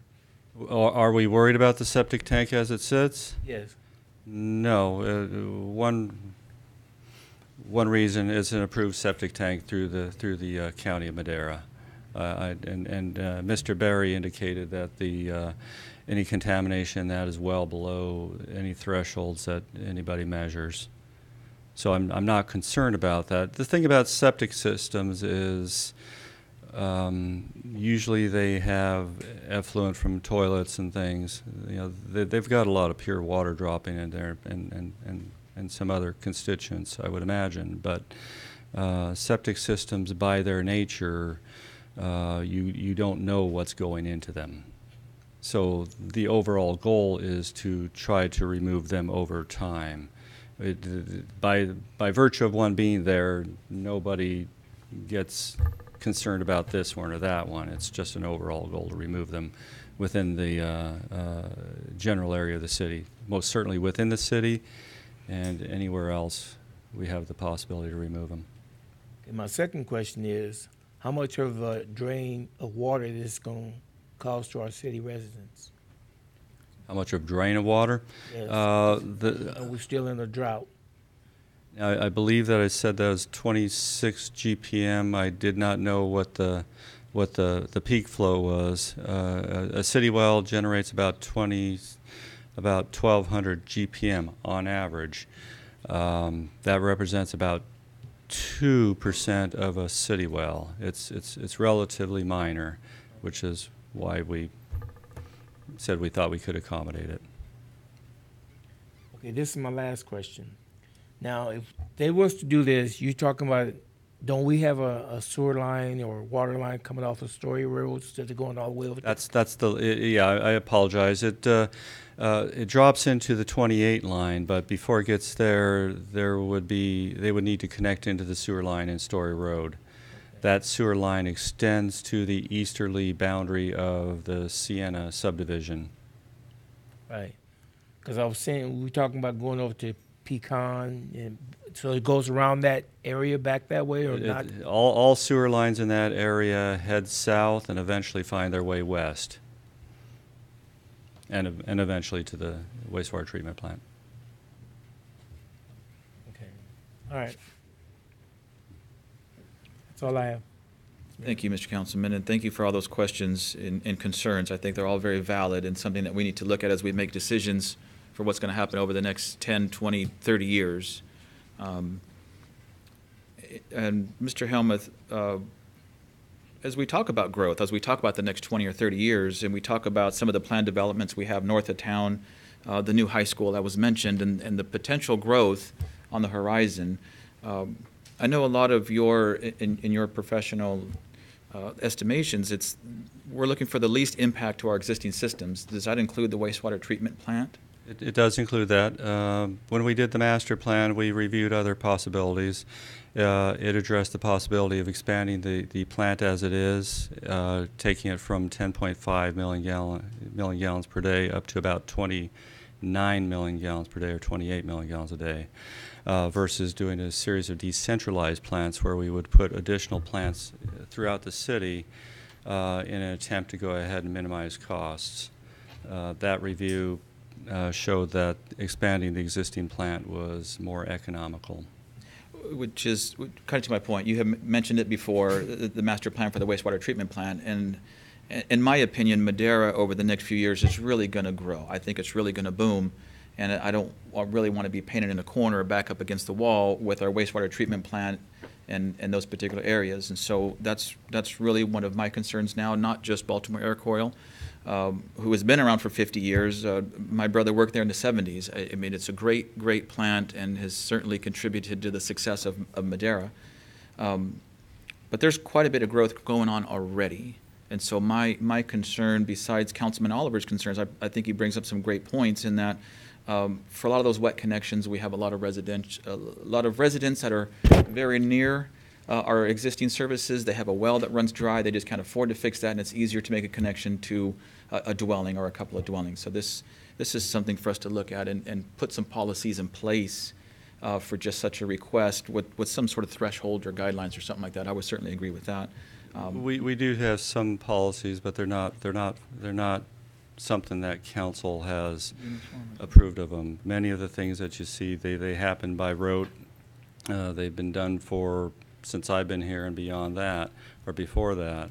What council typically sees is the ultimate request that shows up as the agreement. That case-by-case basis, and I think a good point was brought up with the requirement of annexation. It's not a complete apples-to-apples comparisons with Bapu. It was just that hydrant, I think, is all they were looking for. Yes. But a good point nevertheless. It was a good point. And with other requests coming on the horizon, I think we maybe want to button that down a little bit more. So that's really the only comments that I have. I'm not sure if there's any other comments by council. If Mr. Berry, if you want to add anything at this point, or any other suggestions from a council member, I'm certainly open to that. What's their timeline? What do they need to? I mean, apparently they've been coming to us for a while, so I don't know if there's a sense of urgency, but your timeline, Mr. Berry, on getting things done? We don't exactly have a timeline. We had a casing failure on the well last year. So we actually have a 6-inch well cased down to 4-inch, I believe. And we're operating the plant on that right now. So if the City Council does not approve connection preliminarily, our immediate response will be go to pursuing drilling another well. And that won't preclude future connection, should it work out for both of us. We're not trying to, dig our heels in here and make a point. If we can make the connection and it's an advantage for both of us, I think it would be a great opportunity to take that. If there's plans to get into that area with the sewer, we'd love to connect to that as well. That's actually a bigger advantage to us than the water. Mm-hmm. And so we'd like to be part of that master plan. And that's really why we're here today. And if it's off the table, we can manage a well. And we do that just as any other public water system. We meet the same requirements. We have a water operator. We do the same tests, and we meet the same requirements as any public water system.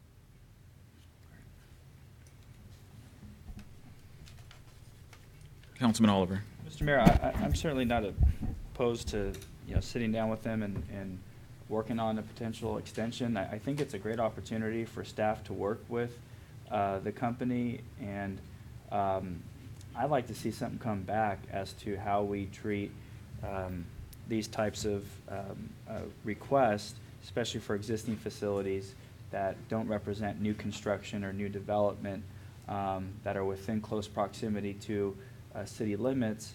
And obviously there's a economic element to it, there's a safety component to it, and for me, I think that would be advantageous. I'd like to see that. And the other point I was going to make escapes me, but I would feel more comfortable if staff came back with, let's say, a policy or a guideline as to how we, address these requests in the future. Okay, we can do that. Be open to any other input or Can I just suggest maybe a map for us, a visual for us to see where it's going to, where it's connecting, and the bottleneck? Just okay. And Chris is going to help out, it looks like. And the last point I was going to make, I'd like to see what that commitment form looks like as far as future annexation. I'd like to see that a part of this as well. So if we were to enter in this type of agreement, here's the formal, contract or whatever it might be that the company's willing to sign on future annexation. Yeah. I think this was, we probably should have made it more clear up front that the request is a little different for the reasons that were described, and our handling of it is a little different.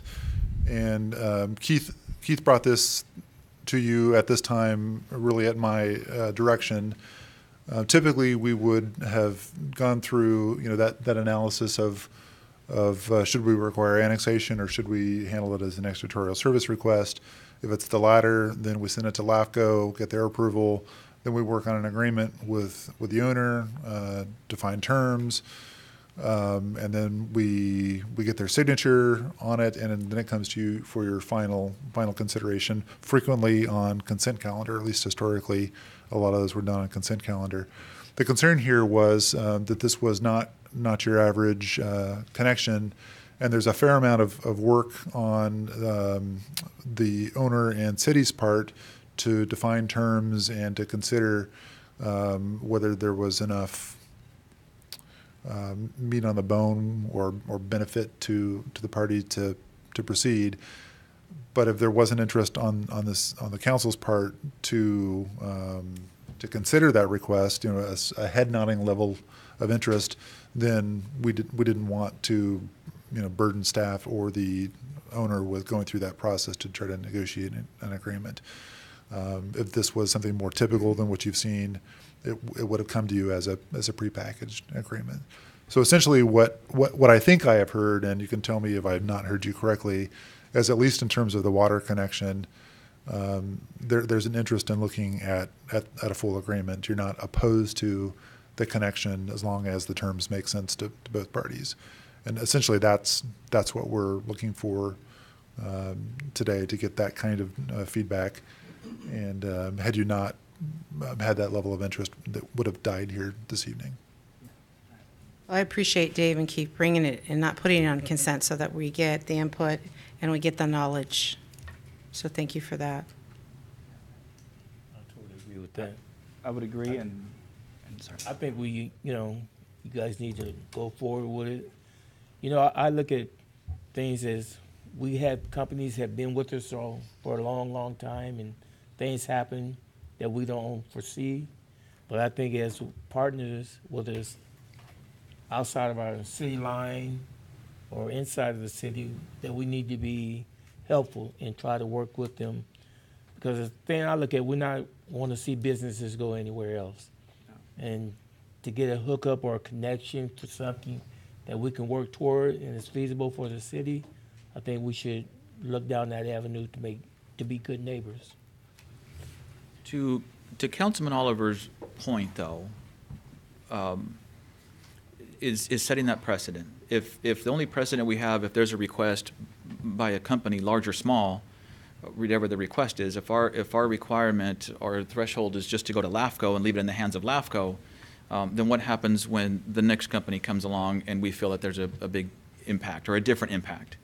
And so I think that's kind of the avenue that I wanted to go down, is have some sort of policy that would assist us in that decision-making rather than a case-by-case basis. If it was a matter of a good neighbor, and I agree with you, a company that's been around, that's a no-brainer. Yeah. But as we look at the growth, what is that policy? What is that requirement that we are requiring? If it is job growth, that you had mentioned before, Mr. Berry, that possible expansion, but not expansion of employees. Is it a brand-new company, or is it the extension of existing ones? So I agree with you in that point, in that, are we just going to do a case-by-case basis or set some sort of policy and precedent on the next time we get asked? Because as you had mentioned early on, we're going to get asked more. And it could be with something that would have a greater impact to our current services. It could be something that's right near the high school with the 300 homes that are being built. So I just want to make sure that we lay a better foundation for future council and not kind of just spitball it here. That's all I'm saying. Staff has no objection to defining some criteria for consideration. It honestly, it makes it more transparent to folks that are looking for connections. It does remove some of your flexibility if you define what the criteria are going to be, but that's simply a trade-off, and we're happy to help craft those for your consideration. And well, as part of that criteria, and it's in this report somewhat, but the impacts, and I think that's one of the first things that you had looked at, was that impacts on existing services. So I think that's going to be my greatest fear as we move forward, to make sure that we don't oversell or we don't have those great impacts on our existing services. Will? Absolutely. I think you can probably come up with a list of things to take into consideration. Are there any net costs to the city, which was asked about earlier? Will allow for greater redundancy of our water systems or consolidation? Does it benefit our goals, identified through the Groundwater Sustainability Act? I think there are things like that staff can go through. Ultimately, we will still have that discretion, but I think seeing that in the preparation of that report would be beneficial. So by no means am I opposed to it. I appreciate Mr. Berry for being here and making that pitch. And I think it's a good discussion, and I think we can bring back something that would be more concrete, and I think I think we've understood that desire, and we'll work on that as well. And if I may add, Mr. Mayor, I think you said it best, is to lay the foundation for a future council. I think just having that uniformity, I think really sets the precedence for future council, knowing that this is not only a case-by-case request, but we could see it in the future, that we have more, like you mentioned in your report, dozens of requests coming forward. So, and I think it'll make future requests and discussions a little bit easier. Right. For the sake of clarity, I may have missed it. Council is good with the water request. I'm not sure I heard clearly on the sewer. Well, I thought sewer was no for obvious reasons, but did you want to approve water this evening prior to having something come back, or no? I thought it was more of a come back with something a little more concrete and solid with guidelines before we make that approval. I think it was asked about a timeline, and Dave, you tell me when we can maybe come back. So we're not entirely taken off the table. I think we just kind of want to set some sort of something a little more concrete on our end as how we make decisions.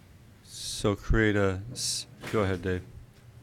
I think the direction that we were looking for is, do you want us to bring back an agreement for a water connection? I think the answer to that was yes. The question, second question is, do you want us to include a sewer connection in that agreement? And I think the answer to that is not at this time. That would be my direction. I see all nodding of heads, and we don't need a vote this evening for this direction, so we're good to go. Thank you. Great. Thank you very much. Thank you, Mr. Berry. I'd just like to thank Mayor and the City Council, as well as staff, for your time tonight, and Keith for working with me to this point. I really appreciate your help, and we're looking forward to continuing the discussions and working for a win-win here. Thanks. Absolutely. Absolutely. Thank you for your patience. We appreciate it. Thank you. Mayor, can we take 5? Yeah, how about a quick 5-minute, well, I'm going to say 3 minutes, but that way we'll start in 5. So a quick 3-minute break. There you go.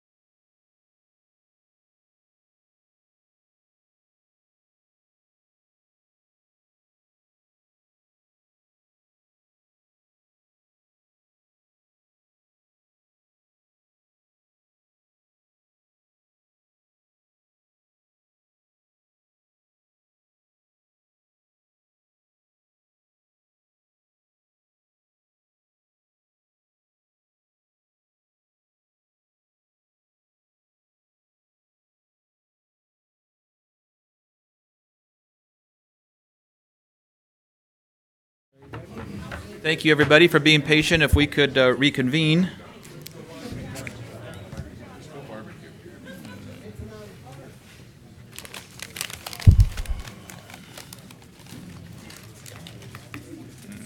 It's not even 8 o'clock. I mean, it seemed like it was a long, long time. It's not even 8 o'clock. I had to get my It chips feels before late Donald took 'em. because we got a lot accomplished. We're bottom of the third, man. We got a lot to go. And we're not done yet. It's the ninth inning I'm worried about. See a cookies. Are there cookies? Yeah. Talking about missed innings, it. what about the game tonight? Don't even look. Don't even look. I don't want to know. Moving on to item E1, this is an informational report on procurement of emergency sewage bypass pump services from Rain for Rent, San Joaquin. Mr. John Scarborough. Good evening, Mayor, Council. I'll be very brief. On April 12th of this year, staff were advised that the sewer lift station at the fairgrounds was in imminent danger of overflowing, onto Cleveland Avenue. In order to protect public safety, staff ordered emergency standby pumps to bypass the station if needed. The total cost of the rented pumps was approximately $4,600. City purchasing policy requires that a purchase that exceeds $2,500 requires a purchase order in advance of the expenditure. Emergency expenditures such as this one are allowed prior to acquiring a purchase order if an informational report is presented to council describing the nature of the emergency and council approves the expenditure. Staff requests council approve the emergency expenditure detailed in this report, and I'm here to answer any questions. Thank you, John. I appreciate it. Any questions to Mr. Scarborough regarding this informational report? Councilman Hawley. Yes, go on record. I did talk to John about this earlier today, and I'm glad that somebody had a notion to go up there and fix the problem before it became a bigger problem. So I thought it was well needed. You know, we don't know when emergencies are going to pop up, but we don't want something like that spreading all over the city, making it worse than what it is. So I think they did a good job of pursuing this and making it taken care of right away. So I agree. I'm good with that. That's it. Great team that you have, John. Absolutely. Absolutely. This is an informational report, yet you're looking for approval. I move to approve E1 as presented. Second. It's been moved and seconded to approve item E1 as presented. All those in favor signify by saying aye. Aye. Any opposed? Motion carries unanimously. Thank you. John, thank you very much. Moving on to item E2, this is consideration of a reso initiating the process to finance a fire station and to engage selected parties. Mr. Prisbila. Thank you, and good evening, Mayor and council members. There's actually two items on the staff report. One is to adopt the resolution, and the second is to provide direction as far as the terms of the financing that we should pursue. I believe you're all familiar with Mr. Ken Deeker, our municipal advisor, who's done a great job for us in helping us save money and in refinancing. This would be new financing for the new fire station, which we're happy to see will be taking place with Measure K funding. This time, I'll step back and let Mr. Ken Deeker take over and tell you what we've come up with for proposed financing options.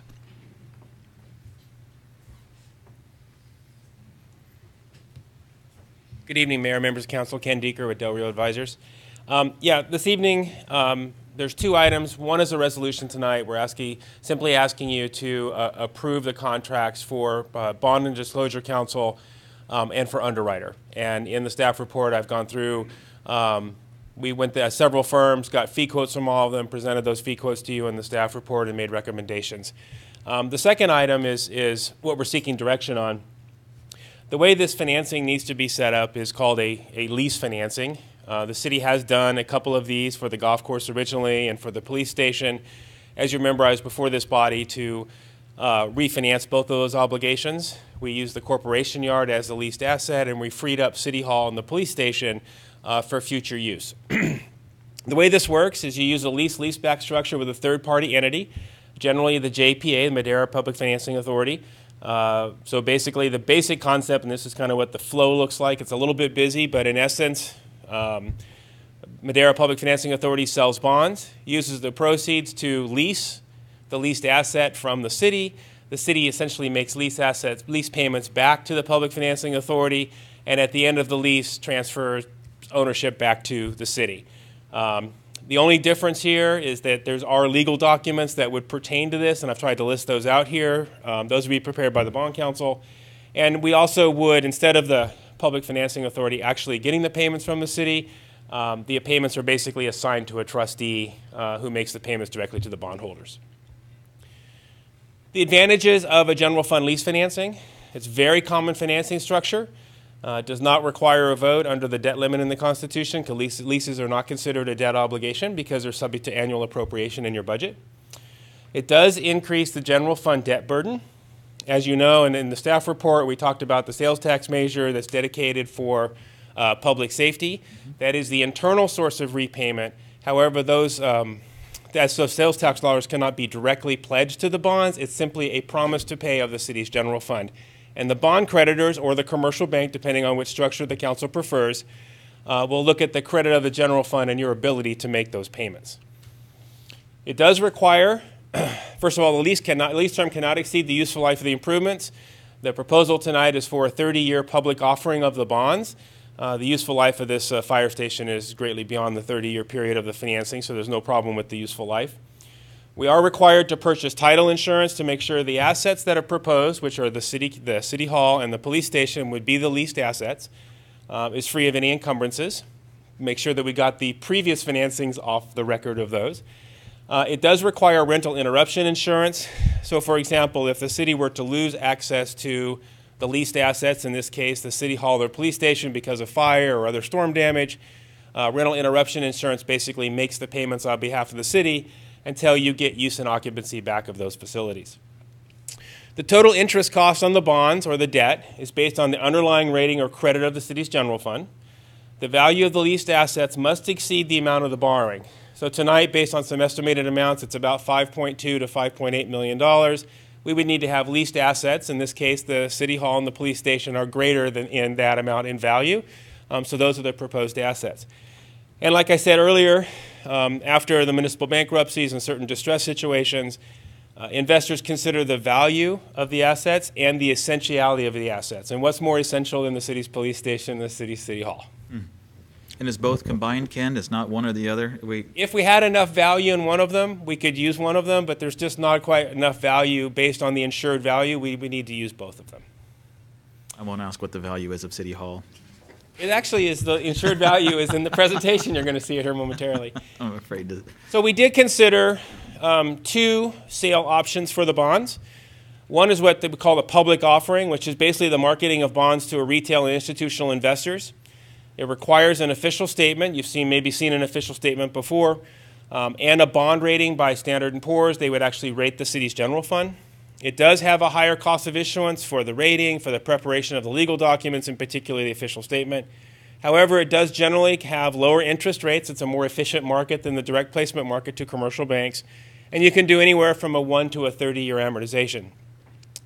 A direct placement, of which this council has done several of those now in recent past, with the CFD refunding, with the lease refunding that we did recently, and the water and sewer refunding that we did back in 2015. Those were all direct placements.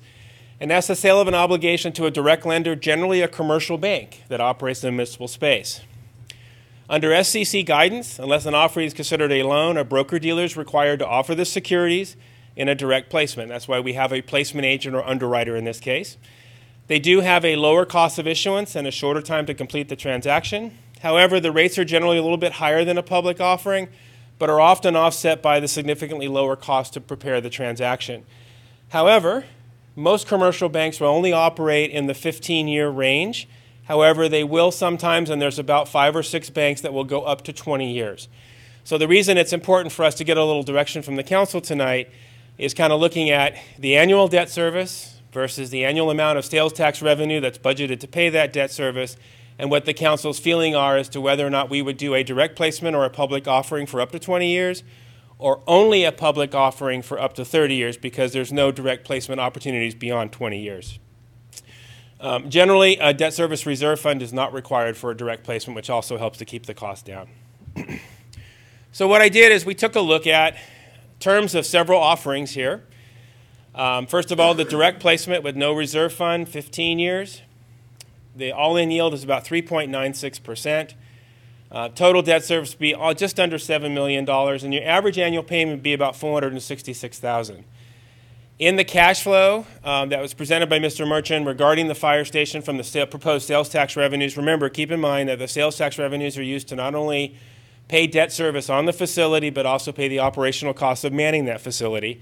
And there's about $450,000 a year available to pay debt service. So the 15-year amortization is a little bit too short and would basically require you to use all of the sales tax revenue allocated to debt service.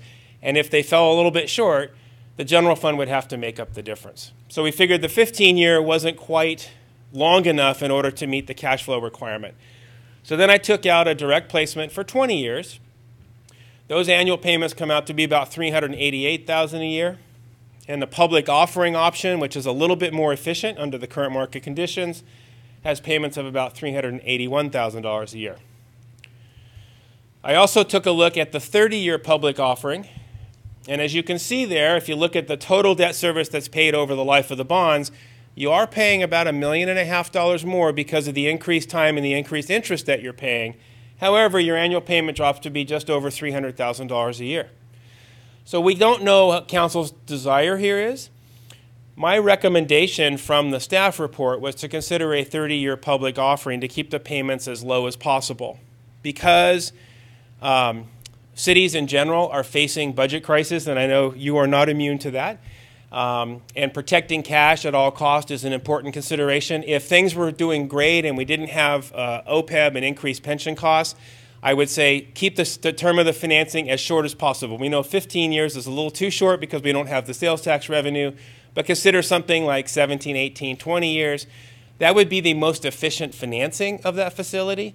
However, it will eat up most of the sales tax revenue. And so the question is, does the council desire to extend the term to 30 years? Yes, it does cost you more money because the term of the financing is longer.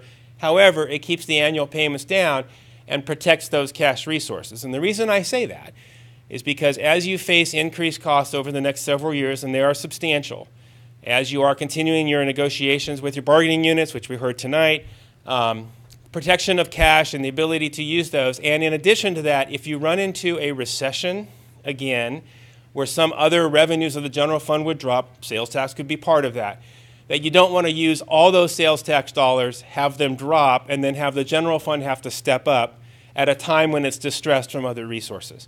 So my recommendation was thought through not just because it's not necessarily the most efficient financing structure, but I think given where we are in the economics right now of city government, it's a prudent way to look at it, which is how I came to that recommendation. Please keep in mind that for the most part, the public offering of 30 years would have anywhere between an 8 to 10 year lockout, but you would be able to refinance that at some future date and or shorten the term if the economics provided that. After the 8 to 10 years? Yes. And Congress took away the ability for us to do advance refundings before the call date. So now what we're doing is looking to try to shorten the call date. So what will probably end up happening is maybe by year 7, you would have a 3% redemption premium. Year 8, a 2%. Year 9, a 1%. Year 10, no prepayment penalty. Again, do the economics make sense? I can't tell you yes or no, but we're trying to get you the most flexibility that if you choose the 30-year option, you can come back and refinance that for economic savings or change the term of it at some future date if you like. And just for clarification, the 20-year public offering, you have down estimated annual payments about $400,000, but that's not all of our share of the fire department's Measure K money.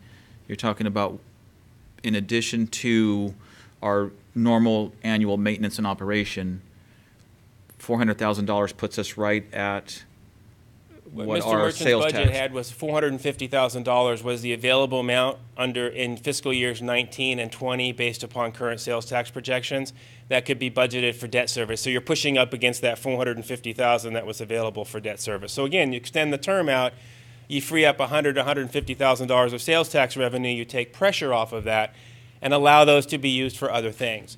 But again, I need to present this to the council and get some direction on this. Right, I appreciate that, and it seems safe and prudent until you tack on $1.5 million additional on top of Agreed. 10 years. Mayor Pro Tem Rodriguez. Yes, thank you, Member Dolan. So Ken, like any other 30-year, well, I mean, I look at them like mortgages and stuff, but Very similar to a mortgage, Yeah. yes. can you, in the years where you do see a surplus in that sales tax, can you add that back to principal if we're not utilizing for other costs and what have you? Can you add it? I'm sorry, I didn't catch it. Can you add the excess sales tax to that debt obligation? Meaning, Not until you reach year 7, 8, 9, or 10 when the bonds are callable, because there is a lockout period from being able to early redeem those bonds or pay them off early. is there a percentage though of that what triggers that prepay penalty, for example? No, if any of the bonds were prepaid, they would have to pay. So if you had $100,000 and you wanted to call $100,000 worth of bonds, you'd have to pay $103,000 in essence to redeem those $100,000 in bonds. It's not totally efficient. It's not like a mortgage where even if you make extra payments on your mortgage, essentially what you do is shorten the term of it. Yes, You don't exactly, necessarily and reduce the And payments. that's what I was getting to here. So that's not the case here. You have to wait till after a certain year.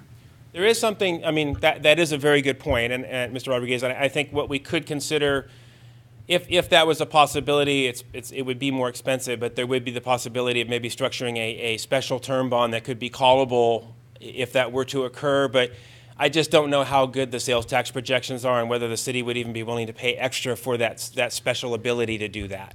Yeah, and because Trying to keep the cost of this as low as possible, obviously. Of course, and the other thing to look at is we don't have a really long trend of because this just happened not too long ago, to see what kind of projection we'll have for the sales tax. So I do agree with you there that, you know, relieving ourselves from 150,000 would be a good savings to the city, but at the same time, if we do have a surplus, could we add it back in? And obviously you answered that question, so. Not until you got to year 7, 8, 9, or 10 when you could be able to redeem those bonds, and preferably at year 10 and after that, you wouldn't even have to pay a prepayment penalty. So you could simply save that money in a separate account and use it to redeem bonds in the 10th year. That would be the least expensive option for you to earn some interest on those dollars and then call the bonds with no prepayment penalty at the end of year 10. And that would obviously, you know, shorten or reduce the amount of annual payment. It would still go for the 30-year period, but your annual payments would be reduced. Correct. Mhm. Well, I mean, I think that's a very prudent way of looking at it, so, yeah, I would agree with your recommendation. Continue. Okay. Thank you, Ken.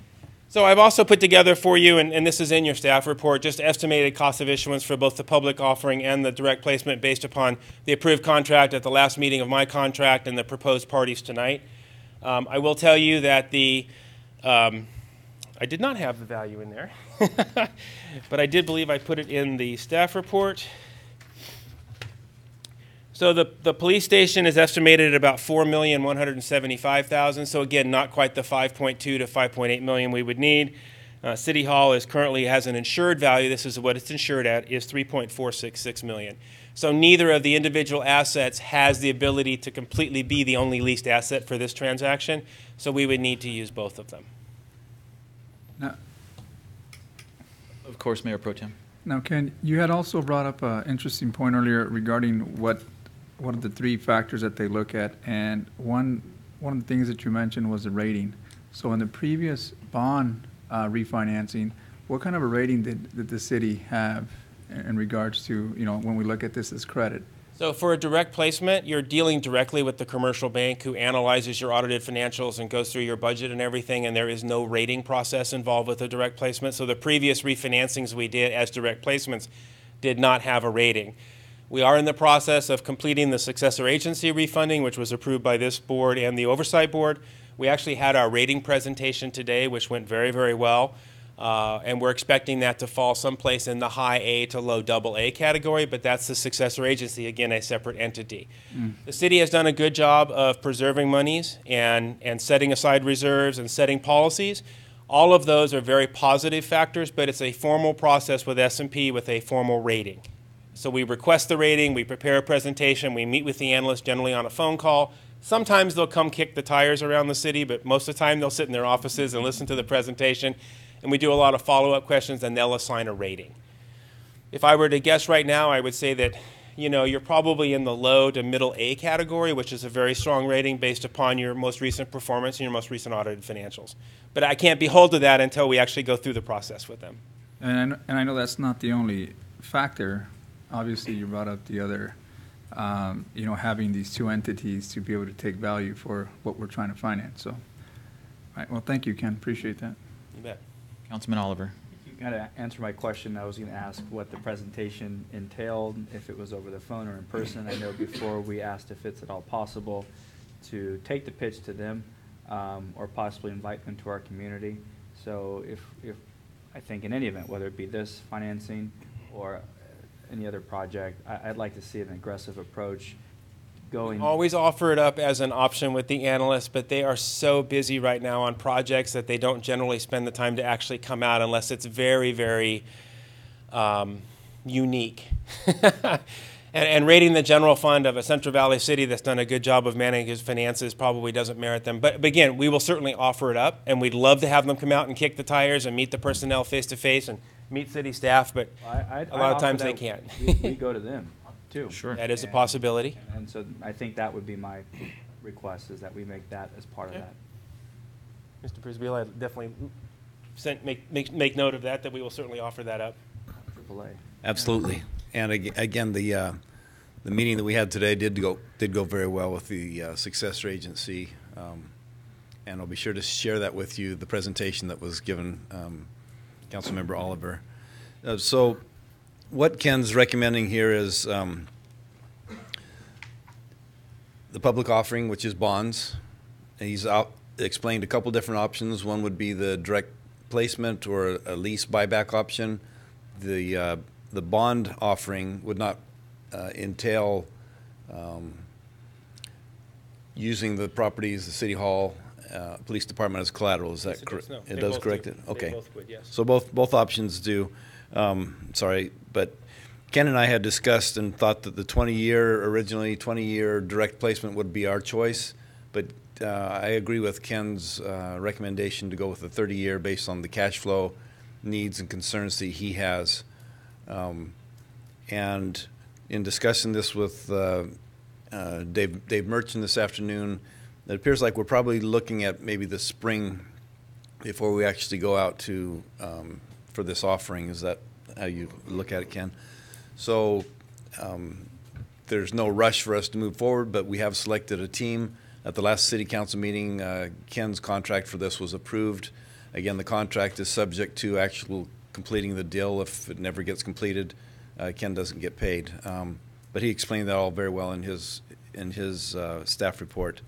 So what we're looking for tonight is to have approved the team members that have been selected for the bond issuance, and then perhaps we should go first to see if council agrees with the recommendation that staff and Ken have of going with the 30-year bond placement, a public offering, I should say. Public offering.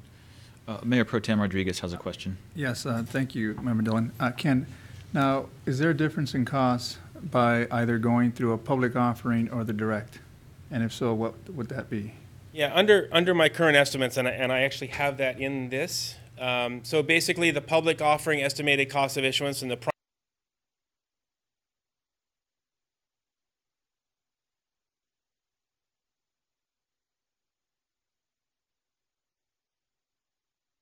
$125,000 for cost of issuance.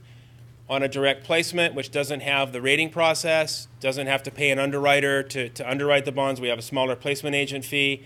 On the other costs related here, it's about $75,000. So it's about a $50,000 differential between doing the public offering and doing a direct placement. And what still isn't really significant to spread over like 30 years. So yeah. It's not, but I really try hard to make sure that the council sees all of the costs associated with each one of the structures, and I've used those numbers in preparing my summary table here. Thank you, Ken. Is there any way, I'm sorry, Councilwoman Gallegos, go ahead. Ken, the cost that it's used for $125,000, those will be put into the bond? Yes. Okay. Yeah, but any of the costs of issuance are actually paid from the proceeds of the bond. Councilman Oliver. I just want to add for clarification too, as it's stated in the staff report, This would be for the remaining balance of the financing. So I think we state 3.7 million is what we would make available using Measure K dollars in short order to go towards the construction of this facility. So I just wanted to state that to be included in the record. And as far as the difference between the 20 and the 30 year, I think it also makes, if it was me personally and if it was Will Oliver's fire station, I'd say let's go for the 20 year, let's get this done sooner than later.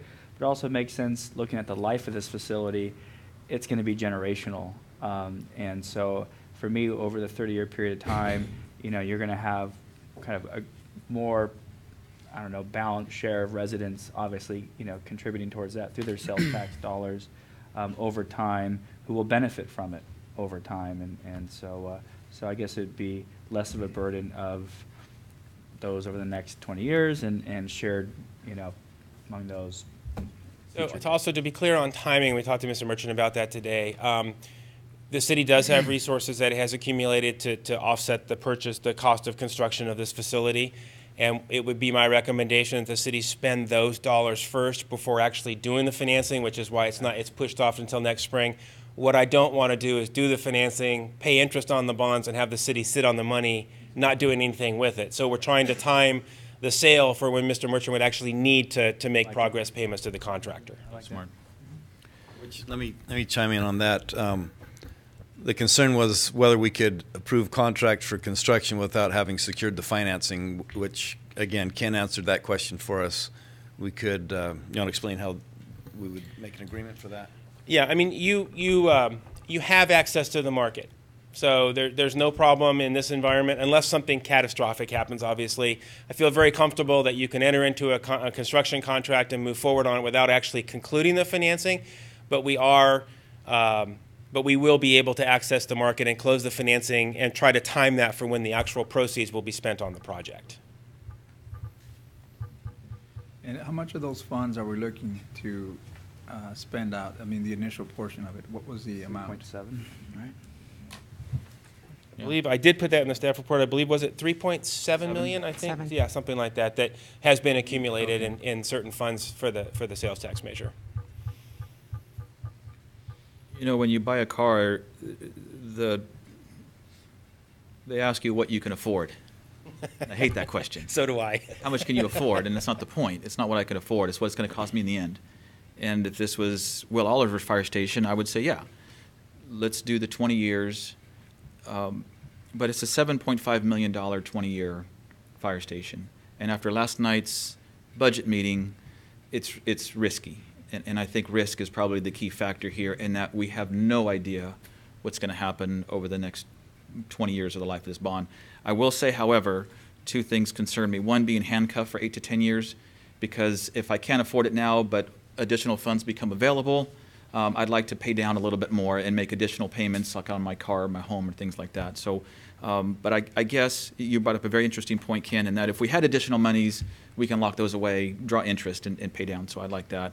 But in all seriousness, using the police station and City Hall as collateral, both, also is a concern of mine. I mean, can we do City Hall and throw in a park or something? Millview Center, maybe? I mean, Mayor, I love that question, and I will tell you that essentiality matters, because during the Stockton bankruptcy, which I worked as the debt team leader for that bankruptcy, the creditors that received the lowest amount of repayment and default were the ones that had the parks and golf course as the leased asset. And you'll notice that if you remember, the golf course was the original leased asset for your golf course financing, and it was actually converted to City Hall being your leased asset because, again, essentiality matters. So what we did when we did the lease refinancing and we refinanced the police station and the golf course is we moved another essential asset, the corporation yard, to become the leased asset and freed these two up. Both of them were recently freed up to be the leased assets for this particular transaction. Right. If the city has other essential assets that it can find, and so we could use the police station and one other essential asset, but there's not a lot out there. And that's my concern, is when we face this very same issue, as we grow and things are going great and we have no assets, we have no collateral to put up. That's kind of my concern. Agreed. Now you can do an asset replacement, so as the bonds are paid down, you can release one of the assets from the obligation. So when the par amount gets down below the amount of the the police station by itself. You could release City Hall and use that as some future asset. Plus, keep in mind, you're building a new fire station. That is an essential asset. That can be used as the lease asset for another transaction down the road. So it's not like you've used up everything. You're actually creating a new leased asset. But I do understand this is the problem under the California law and restricts cities from being able to borrow money, is the ability to have leased assets that are essential to put forth. I knew that answer. I was just hoping that you might have. I don't know if I helped your answer or raise not. the magic wand, and you can say, "Yeah, let's do that. We'll take Millview Center instead." Yes. Again, there's great things to come, and we had a big budget meeting yesterday, and I think on our horizon. So, as I mentioned about the wastewater treatment plant, this is the same thing. As we set the next 5 or 10 years, I certainly don't want to be handcuffed and not having those assets as we want to borrow more money. But that's a good point about the fire station being able to use that as well. And Mayor, I do want to go on record. I totally agree with Oliver Fire Station. And as I came forth, I mean, that was my original thought. Oh, I like it, yeah. He's got to pay for the naming rights, right? No, but I do agree that the shorter term financing would be my preference under normal circumstances. But this is an unusual environment that we live in these days, and we just have to look to the long term and what the benefits are. And that's why I've come up with the recommendation that I did. Well, but you also brought up an interesting point that after the, is it 9th year or 10th year, that we can actually start partaking in maybe paying down some of that principal. So, Yes. I mean, it doesn't really completely shut us out from paying it earlier. You know, it's just a matter of time. And then, That is correct. Or refi Correct. at that time as well. Yeah, or refinance at that time. Unfortunately, we used to be able to refinance prior to that 10-year period, but Congress took that away. So, any other questions? Is there anything else? From Well, you? I just think the recommendation per the resolution and per the fee proposals that I received for underwriter, which is for the public offering, their term would be the underwriter. We're recommending Brandis Tallman LLC as the low fee proposal. They're also acting, and we're the low fee proposal for the successor agency refunding that we're currently working on. So we're continuing a work with them. And we are working proposed with Chronic, Moskovitz, Tiedemann, and Gerard. They're a Sacramento-based bond counsel firm. I actually work with them in a number of jurisdictions. This will be the first time they would work for the city, but their fee proposal was $40,500 to do both bond and disclosure counsel, and again was a very aggressive bid compared to the other two firms that put proposals in. So that's my recommendation as well. Thanks, Ken. I should point out that we're keeping these firms competitive. Each time Ken has gone out and asked for bids from everybody, so we're keeping them competitive and getting some really good pricing for these issuances. Good. We expect nothing less. And Mayor, the Chronic firm is actually a good, reputable firm. I'm familiar with them. So. Yeah, used them before. So there's two things before us: to approve those recommended, the bond counsel and the underwriter, as well as the choice that I think council is leaning towards the 30-year public offering. Those are the two recommendations before us. One point, Mayor, I would like to make is, and Mr. Prisbila just pointed out, this is not the last time you will see this transaction. Obviously, if we're not looking to do this until starting in the late fall, maybe sell the bonds in the spring, circumstances could change. We will certainly be bringing this transaction back to you with all the legal documents and the official statement, the report on the rating. So this is not the last time that you'll be seeing this as well. Ken, how soon can you lock up a rate? At what point of the process can you lock up a rate? On a public offering, it's actually the day the bonds are sold. So it's about two, and then what happens is you prepare the final legal documents and you actually close the transaction 2 weeks later, but the rates are locked in the day that the bonds are committed to by the bond investors. On a commercial bank transaction, much like the CFD refunding that we did, a direct placement, sometimes the banks will lock the rate for 90 to 120 days. You don't have to take any market risk. But on a public offering, you do have market interest rate risk until the day you sell the bonds. So things can change from here to there. Things can change, yes. Thank you. So, Mayor, I think what we're actually looking for here is just approval of the resolution to bring the team on board. And then I think the direction I've received from the council, if I may ask, is that the 30-year public offering is the preferred structure at this point. Yep. Is that right? I would agree. Yes. Yes, Councilman? Yes. Thank you guys very much. Appreciate it. Again, thank you.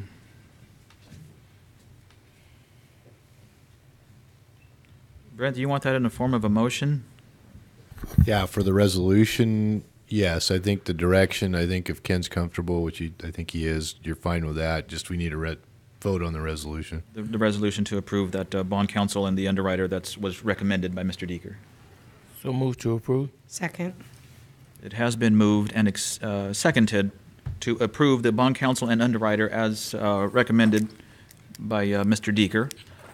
All those in favor signify by saying aye. Aye. Any opposed? Motion carries unanimously. Thanks, Ken. It's good to see you again. Just hire. Yeah, right. You spent a lot of time here. Get to office.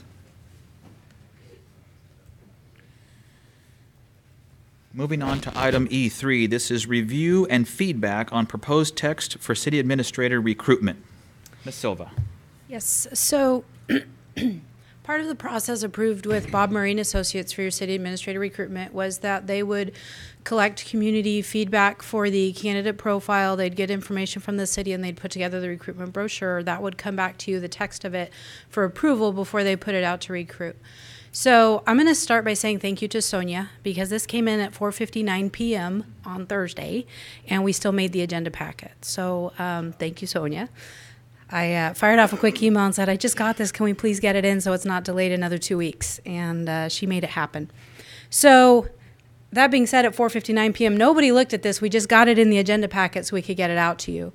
So I have spent the last couple of days going through it myself, doing a little bit of cleanup that I saw. So my thought is we'll step through the document by sections. If council has any feedback or edits that they would like to suggest or recommend, we'll get those in here so we can get a final product to Mr. Phillips, and they can get this published as soon as possible because they'd really like to open our recruitment so they can stay on a timeline. So the first section of the text has to do with the description of our community. When they started the recruitment, they asked for some information about us. So we pointed them to our website, which has some of our history. We pointed them to the vision plan, and we gave them some sample recruitment brochures that we've done historically. So they took all that and they put the language in here. So what we have is a general description of our city. As you can see, my text that I'm adding is or suggesting adding is the red underline. Specifically in paragraph 2, they had talked about a variety of recreational facilities. They didn't say what they were. And I think we have some special things for a city of our size. So on this section regarding the community, did anyone on the council have any specific feedback or edits that they wanted to see? Yeah, how about the area where you have several community parks? Can we add something else in between that? Maybe that just kind of sounds vibrant, something that I'd be looking. I mean, I don't have the words per se, but I mean. Or how many acres of community parks do we have? There you go. What was that again? I'm sorry. No. What I'm saying is Several is not a vibrant word, I believe. He's looking for a more vibrant word. Correct. There you go. I said it was a value, multi-million-dollar value. So yeah, then something that describes that instead of several. I think Would you happen to know, Marianne, an acreage? Abundant? No. There you go. Abundant or Rich and green space. Rich and green space community parks. Renowned. Okay, Chris tells me we're about 15 square miles, so I'm going to update this real Numerous quick. community parks. There you go. Active community parks. That's what I'm. We just grew 3 square miles. Progressive. Active, progressive. There you go. I like that. Are we approving this verbiage this evening? We're doing it like so right now on the spot. Live and in color. On Facebook. Maybe that word. You're never short of words, Marianne. I am right now. An expansive Sexy. park system from Mr. Boyle. Give me a minute. Let me think. Yeah, Let me wordsmith. Let the wheels turn. Okay, I'm going to highlight that so we come back to it. We should add the youth center in there too. It's awesome. At what, Marianne? The youth center. Yeah. For people of all walks of life. First Yeah. right. Number one in manufacturing. Yeah, there you go. Waterside City.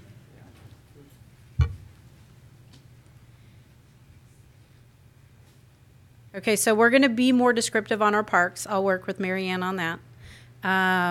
Anything else in this section on the community?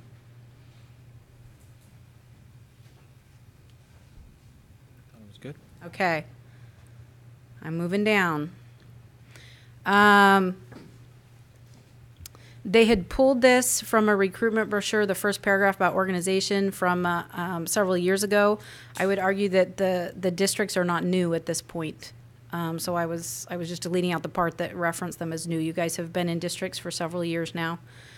I made some edits on the departments and how they're listed, so it made more sense based on the current structure, because we've restructured since the language they grabbed. Does council have any suggestions on this section regarding organization? And then we'll get down to the vision part, because I want to state that a little differently.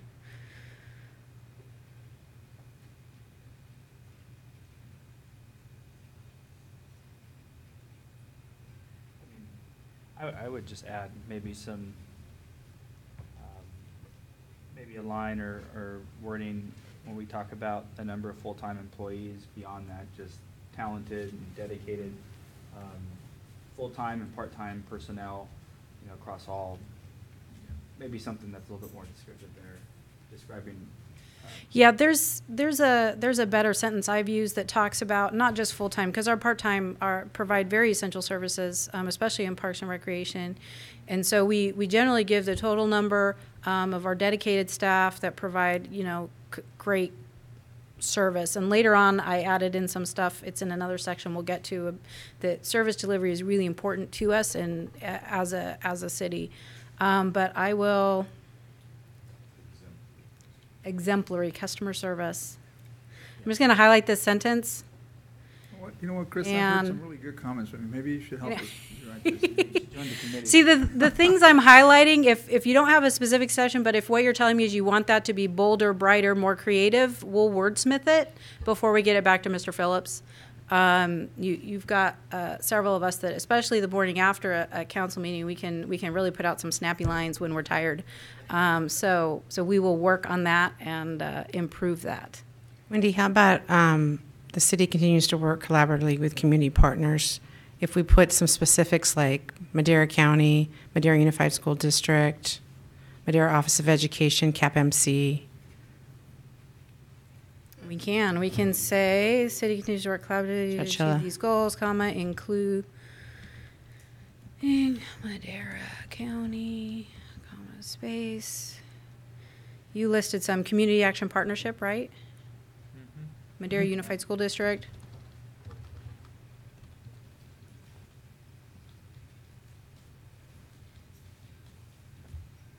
And our churches.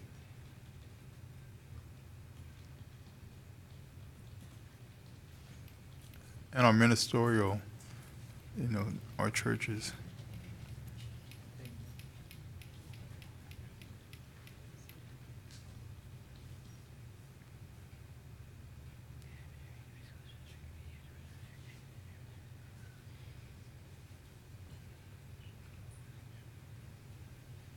Any others you want to?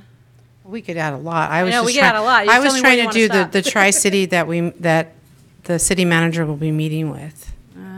And then let's add in then City of Chowchilla meets with our sister agencies.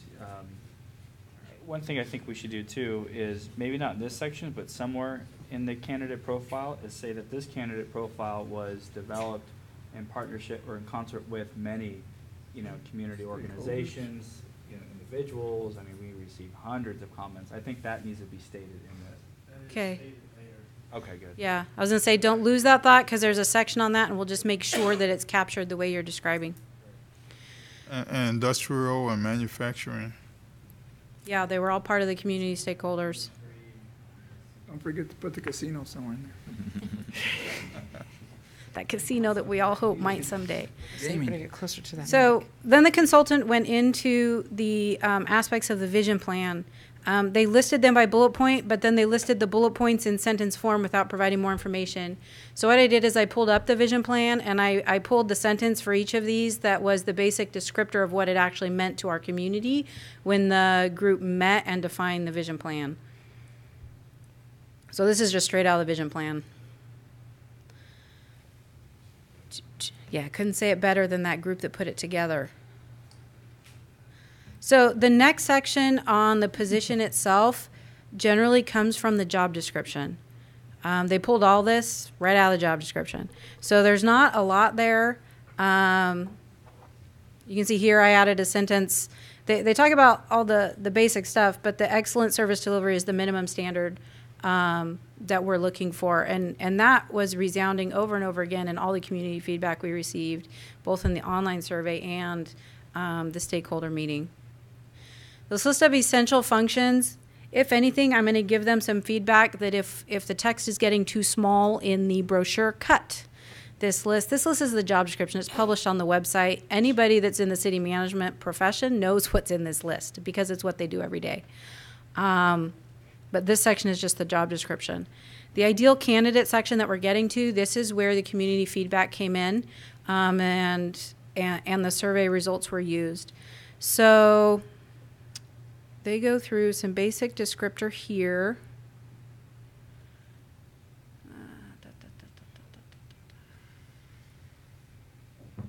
And they talk about this, but they do not specifically reference the community input. So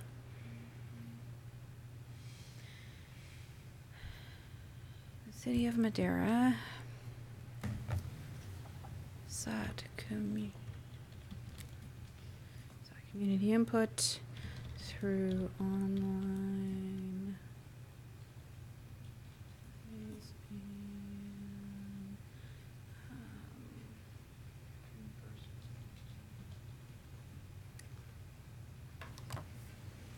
That's too dry. Yeah. Candid feedback. The City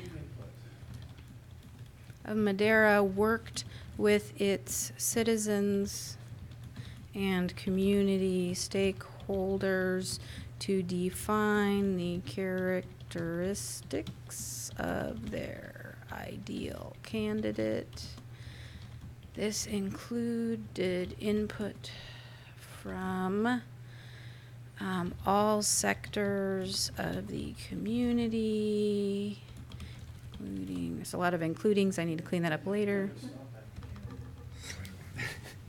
I think After candidate, because I heard people wanting to list who was included. Yeah, this after a can't have yeah, from you talk about it, right? Okay, I mean, yeah, from private industry to Candidate. faith-based, Thank you, to nonprofit, Really too many to list. neighborhood leaders, maybe. Community stakeholders. That's what it says. Citizens and community stakeholders, says it right there. We can put 40 different descriptions. Okay. Any more on this paragraph? I can only fit so much on the screen. I'd love to have the whole section, but then the font would be too tiny for any of us to read. It has to be kid-friendly. Kid-friendly? That'd be good. Yeah. It'd be bad if. So the rest of this section, I added some clarifiers just from having read through all the surveys and having been at the community meeting. There were some general themes, and I think they were very clear, and I want to make sure we capture them in the brochure, and so that's why I suggested some edits here. Because, for example, when I'm reading this in a job flyer, skills and the ability to engage and communicate with people at all levels, a lot of times that's assumed to be all levels in the organization. And what we're talking about is not just the organization, but the community. And I want to make sure that's clear in our brochure. I want to make sure that what the community was asking for is clear. So, for example, here on this one, one of the things we talked about in the stakeholder meeting was strategic plan being set, and that's different than the vision plan. The vision plan was a Vision 2025, and that was done back in 2000. That was a 25-year plan. Strategic plan is like a 3 to 5 year plan that the city administrator continually works on with the city council. Continually updates, is continually moving forward. And so we don't want them to think we're talking about the vision plan we already did. We're talking about you need to have a strategic plan that is continually updated and continually in place. I got a question. Yes. Can we change that city administrator to city manager? You could do anything that the council approves. We would need to change, I mean, there's things that would have to be done. We would need to change the job description, and there would be updates to the municipal code. So it would take a little bit to be in effect. It'd be the same job, wouldn't it? Same job. Technically, in the profession, city administrator and city manager have slightly different connotations, but really in reality, it doesn't make a huge difference, but most cities call him a city manager. The reason I said that, when Stell was here, he said told us that it doesn't really matter. He would never use administrator. He would change it to manager. So that what came to my thought. They're the same thing. They're doing the same thing. It's just a word, right? Am I right or wrong? Yeah. I mean, a long, long time ago, it was a city manager here in Madera, and a that's what I council thought. changed it to city administrator. That's when I was a little We kid. could we could change it back, but there's a process involved. What? Changing the job description and amending the municipal code. Why And you any gotta other change- documents that refer Why to do you city have to change administrator. the job description? Because the job title is city administrator. You have that in our municipal. And it's a formally adopted document by the city council, so if we want to make a change to it, it has to come back to the city council. To change the name administrator to manager. Mhm. But you don't have to change the job description. You don't have to change the content, but you have to change the job, your classification plan, which is your set of approved job descriptions, has to be approved by the city council. So if we're changing something in that classification plan, even if it's the title of a position, it has to come back. It's a formal adoption. Oh, yeah, okay. So I vote to change it. I vote to change it, Donald. What's the industry norm? Is it city manager? Manager. Let's just do that. Yeah. And bring back something and just, is it gonna be that or include czar somehow? Well, would we have to do that before we send this out? Yes. We would have to, and When are we planning on sending this brochure out? They want to get it out ASAP because Yeah. otherwise we're pushing our timeline. Then I have a concern about that because we haven't got the compensation study back and all this health, life insurance, holidays, vacations, sick leave. We can make that more generic. Not if you put it in a brochure in writing, then you're. No, if what I'm saying is when we get to that section, I was going to ask about that. You know, we can leave it specific, or you can say the city offers a competitive pay and benefits package that's negotiable and allows for work-life balance. Something you can just pare it down to 2 sentences if you want, and then We're gonna have to. you negotiate the actual terms of the agreement once you have a candidate and you know what they're looking for. would there be some sort? Well, we'll get to that section. I'll wait till we get to that section. So first, if the direction from council is we want to see this retitled as city manager, we can tell them to recruit as city manager. There will be tasks that staff will have to do to make that happen officially. Like I said, there's cleanup of the municipal code. Those are ordinance adoptions, and so those take time. But if that's the direction council wants to go, we can tell them to recruit city manager. But the titles are basically synonymous. I'd like to know what the consultant's view is on this because, I mean, we want to make sure that. Mr. Phillips said when he was here that why not, he kept referring to it as city manager. Why not call it city manager? Okay. Yeah, because if we're going to throw a lure out there, let's make sure that it's one that, catches a pool of candidates that we can, I'd be. Sorry, I didn't mean to disturb nobody. Oh, it's a man, great it's point, actually a great Donald. point, no? It's a great point. I'm glad you brought it up. And I think I referred to you earlier, Steve, as city manager. So if it's synonymous. When I introduce myself, if it requires a title, it depends on what pops in my head. I just wanted to make sure I didn't violate. I use both. On some days. Yeah, I do too. But Steve, Every let me other ask day. you this question. What, if you were making that decision, what would you prefer it to be, honestly? It's just like a dinner call. I respond to both. I mean, In the profession, it's city manager. Yeah, I mean, it really doesn't make any difference.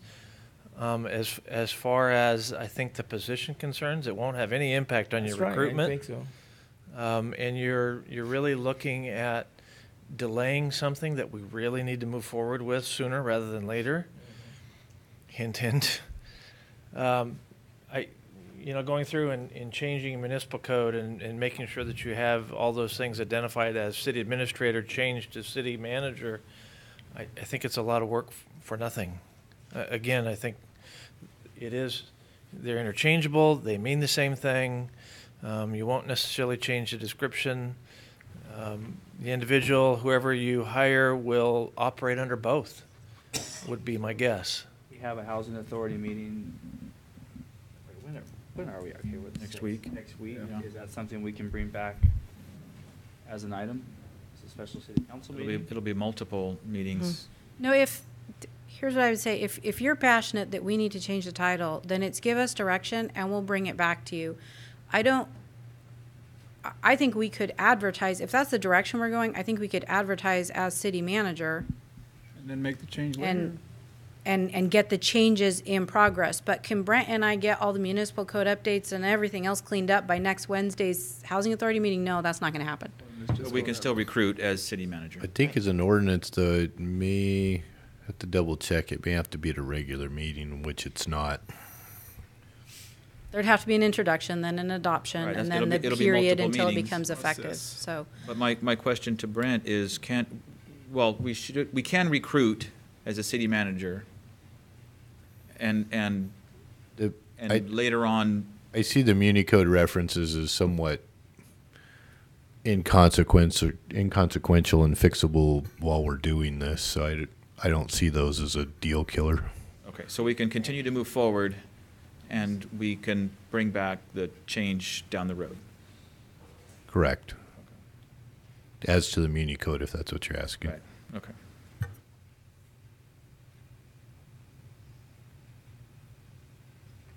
So moving forward, Trying to Steve. give you some intractions, Wendy. You're gonna have to help her with that now. You're gonna have to come to City Hall move on. part-time. Let's move on. okay. So the next section is compensation. So I get what Councilwoman Gallegos is saying, because I had the same thought, that from my feeling from discussions with council is you're not necessarily ready to commit to the individual elements of the salary and benefit package. We can make this a general statement that says the city, offers a competitive salary and benefits that will be negotiable with the ideal candidate, depending on qualifications, something like that. Keep it simple. I agree with Councilwoman. It's a great point, and I'm not comfortable either with putting something in stone, but at the same time, as somebody applies, isn't that usually one of the questions? Why I won't apply if it's not even worth my time? And so how do we answer that? This right here on retirement is going to be key. I would recommend we leave it in. They're going to want to know what formula we're at, and they're going to want to know who's paying what contribution. But who's to say we're going to keep that once that compensation study comes through? Keep what? The formula? Formula. As in you want to amend the CalPERS contract. To change the formula, you would have to, for this, it's a miscellaneous position, you would have to negotiate that with all your bargaining units that have miscellaneous employees, because you can't change it for a single class like management. Right. You would change it across the board through the negotiations process. Right. So this is what the city has right now. The process it takes to change that, you will have a new city administrator on board, and their hire date is what affects their formula before you ever got a formula change, even if you started today.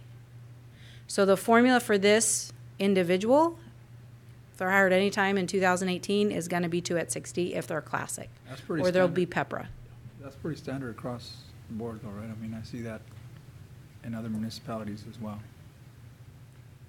But with some of the other written numbers, I think you were, Councilwoman, kind of thinking that maybe we'd be a little more broad. So along that question, because right now we do have management employees paying part of the employer contribution. If that is likely to continue, that is important to identify at this point in time, because they need to know that.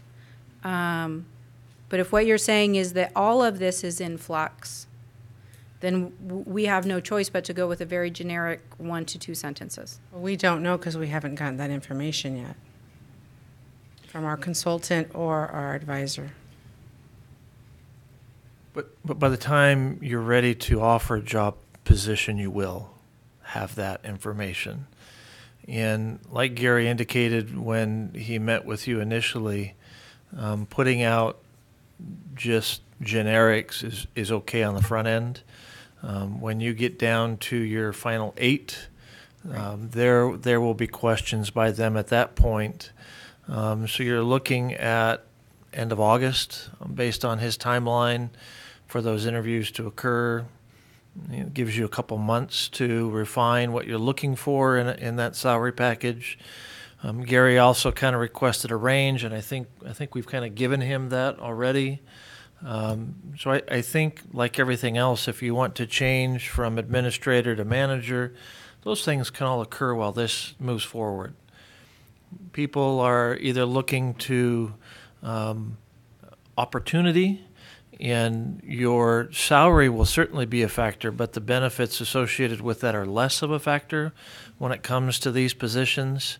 You get to that final 8, then you need to be providing a little more information at that point. But I think there's time for us to develop that. So what's the timeline for us to get that compensation study from the consultant firm? And what's the timeline that we're going to get that information from our consultant, Mr. Manfredi? So we're waiting for COF to come back with the recommendations that were made. When we get that back, we will give that to Mr. Manfredi. He'll have an opportunity. I'm sure he's already writing his recommendations based upon the initial survey that we gave him, and we'll bring those back to council conceivably at the 20th. But I would probably think more likely the first meeting in July, which would be the 5th. And so we'll have his written document at, I would probably, the first meeting in July. And that's just a guess at this point. And so we're only getting a written document. We're not getting like a presentation? Well, I'm sure we can convince him to do a presentation. His contract calls for a written document. He can certainly present his written document. I don't know that he would have an issue with that. It's just hard to ask questions when it's in writing and not in Sure. person. So at this point here, would we want to just leave the 2 sentence with the negotiable at the end, or do we still, what would you say is the best route to go here, Wendy? Is that what was recommended by Mr. Gary?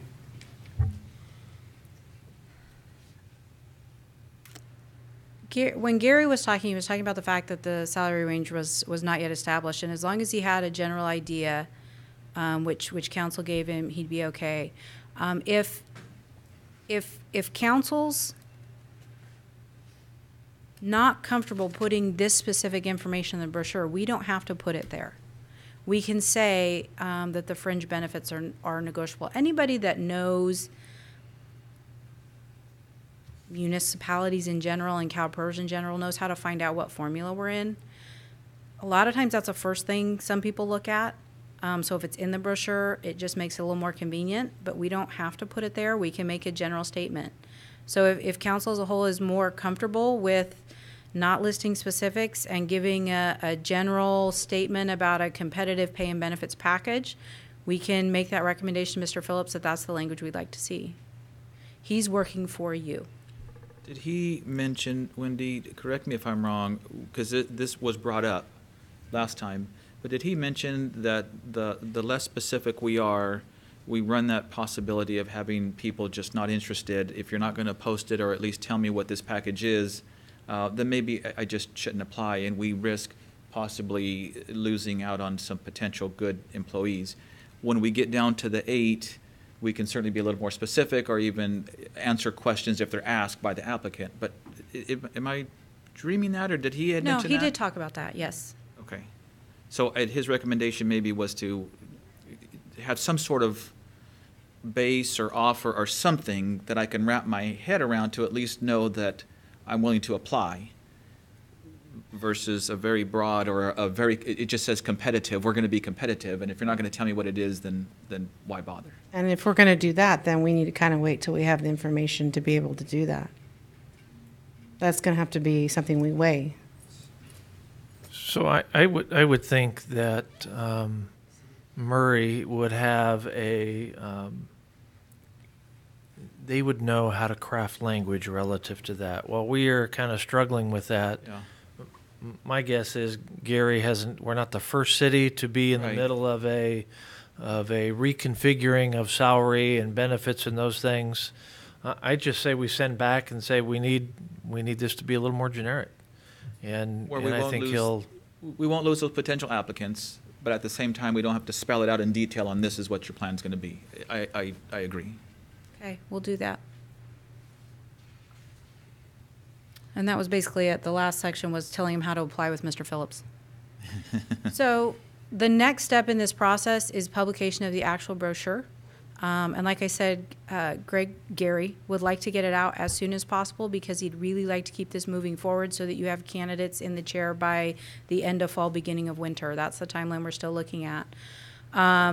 We've provided him with graphics from, Joseph had some pictures, some of the departments have submitted pictures that showcase the community, our people, different areas, showcase the surrounding agriculture.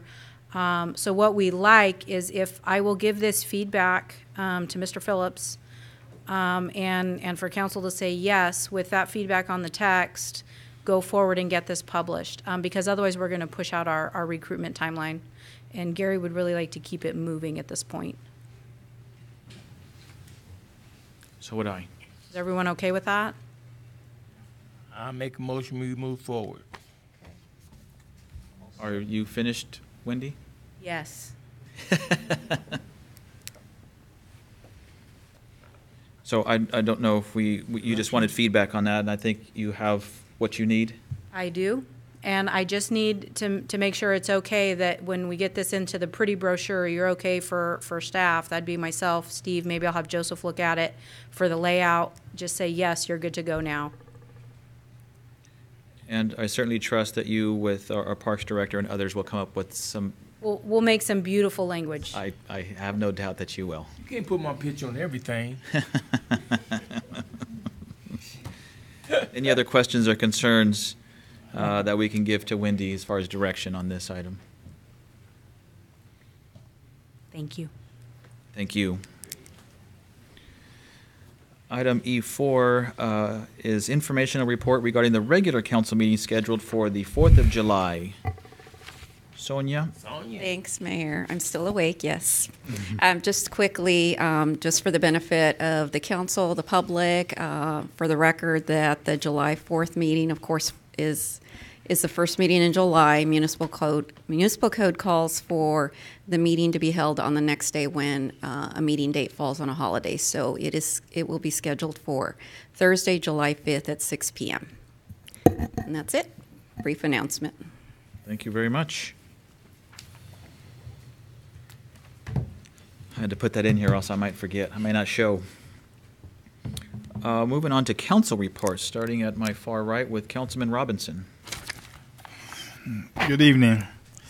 Yes, on May 22nd, me and Councilwoman Cece, we attended the Parent Institute for Quality Education at George Washington Elementary School. And they had 38 parents graduate. And then also in the STEM program, they had 27 parents graduate in order to be able to help their children, to teach their children also in their homework and to also advance their education. And it was very moving. Thank you. Thank you. Councilwoman Gallegos. Last Friday, I had the pleasure of serving 2 shifts at the PD with Love Madera. April Molina spearheaded that. And we had some awesome cookies made by the manager of Rancho San Miguel that matched the badges of our officers to the T. It was amazing. And everybody was fighting over the cookies, but a lot of our officers are on the keto diet, so they were eating hot dogs, just hot dogs, but it was delicious food. They were very appreciative. We just had a question for Chief Lawson about the red phone. What was the red phone used for? Okay. Batman. Actually, that I would have to let my predecessor Mayor, if we could ask our chief to come up to a microphone or grab a wireless one, please, for the record and for the public that's live streaming. They'd appreciate being Absolutely. able to Chief- hear the comment. Chief Lawson, if you will, please. Yes, Mayor. I would have to digress and let the current city manager administrator answer that question because his age and tenure would be able to address that much better than I would. And this is something Love Madera will be doing once a month for the PD. So thank you for all your efforts and coordinating that. Very appreciative. So the red phone was a direct connection from dispatch to supervisory office, back before they had intercoms and those things. Got it. Thank you. Cup and a string. That's it. So what kind of diet allows you to eat hot dogs but not cookies? You have to eat all meat, and you can have vegetables, but not high in sugar, carbs. It's high fat. Oh, you can't say anything. I'm going to get in trouble again. Need this on the record. Yeah, you need your name and address first. It's high fat, no carbs. Yeah. So you can eat all the bacon, any fat you want, vegetable, just no carbs. You can't have carbs. And for No the record, fruit. I'm not on it, so I ate a bunch of the cookies. Okay, good. Miss Molina, Miss April Molina from Love Madera, you have something to say. But I found out from Lieutenant Foss that all the food was devoured. That's great. That's fantastic. Say it again. Say it again. Lieutenant Dan's not on it either. Good. Good. I don't know if I want to tell everybody our PD's on a hot dog bacon diet. Not all. There were some that Yeah. had it all. Yeah. Thank you very much for that. Councilman Hawley. Nothing to report. Mayor Pro Tem Rodriguez. Yes, thank you, Member Dillon. I had an opportunity this last Friday to attend the Madison ceremony that they had for their dual immersion on their kindergarten class, and I got to tell you, there was something that's very impressive. I hope that that's a piloting school right now, but I hope that they continue to do that. The dual immersion is Spanish and English. It's not necessarily have to be Spanish, but that is the language that was chosen. So I commend them in their efforts, all their staff, Mrs. Ochoa that was there present with alongside other board members and teachers and staff. So it was a great opportunity to see how this is evolving. So that was my presentation. Thank you, Mayor Madillon. Great, thank you very much. Councilman Oliver. A couple updates, Mr. Mayor. One, last week I participated at an event that the United Way hosted at Madera South High School. They brought in the Chan Zuckerberg Institute as well as the Rockefeller Foundation to discuss an upcoming grant opportunity called the Community Thrives Challenge. Specifically, these organizations wanted to tour the Fresno Madera area, so the United Way selected Madera to be host of those folks. So I participated in that alongside a few other folks in Madera and several other representatives from Fresno. And so hopefully we can look at maybe some future partnership or funding opportunities there. And I also wanted to extend the invitation out to everyone next Friday, June 15th. We're anniversary. Okay, I got a great anniversary event for you then. And so in 2016, I helped start a group called Madera Young Professionals, and we do a variety of networking programs and showcase local businesses as well as service opportunities that exist in the city. We've focused a lot on downtown and other mainstay businesses. And this next Friday, we're going to do something a little different. We're going to host what we call a pop-up event. We're going to close East Street at Cesar Chavez Plaza near the old train depot. We're going to bring in the band called The Experience. We're going to have food, cornhole, several different community exhibitors like the Arts Council and other service clubs, as well as invite downtown businesses to participate. Really, it's just an opportunity to bring in families and individuals to have something to do on a Friday night in downtown. So it's a good placemaking opportunity. Our goal is to hopefully open people's eyes to using underutilized streets and roadways like Cesar Chavez Plaza as future event spaces. And so I'd like to invite everybody to come. The tickets are $5 a person, $10 a day of. and Councilmember Hawley, a great venue for your anniversary. Yeah. So help get the word out. It'll be something very unique and fun, and love to see you all out there.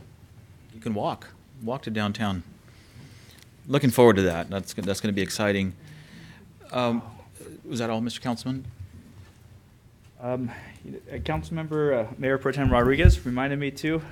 Last week I was able to work with many different community partners. We hosted a very special event commemorating Robert Kennedy's 50th anniversary of his visit to Madera.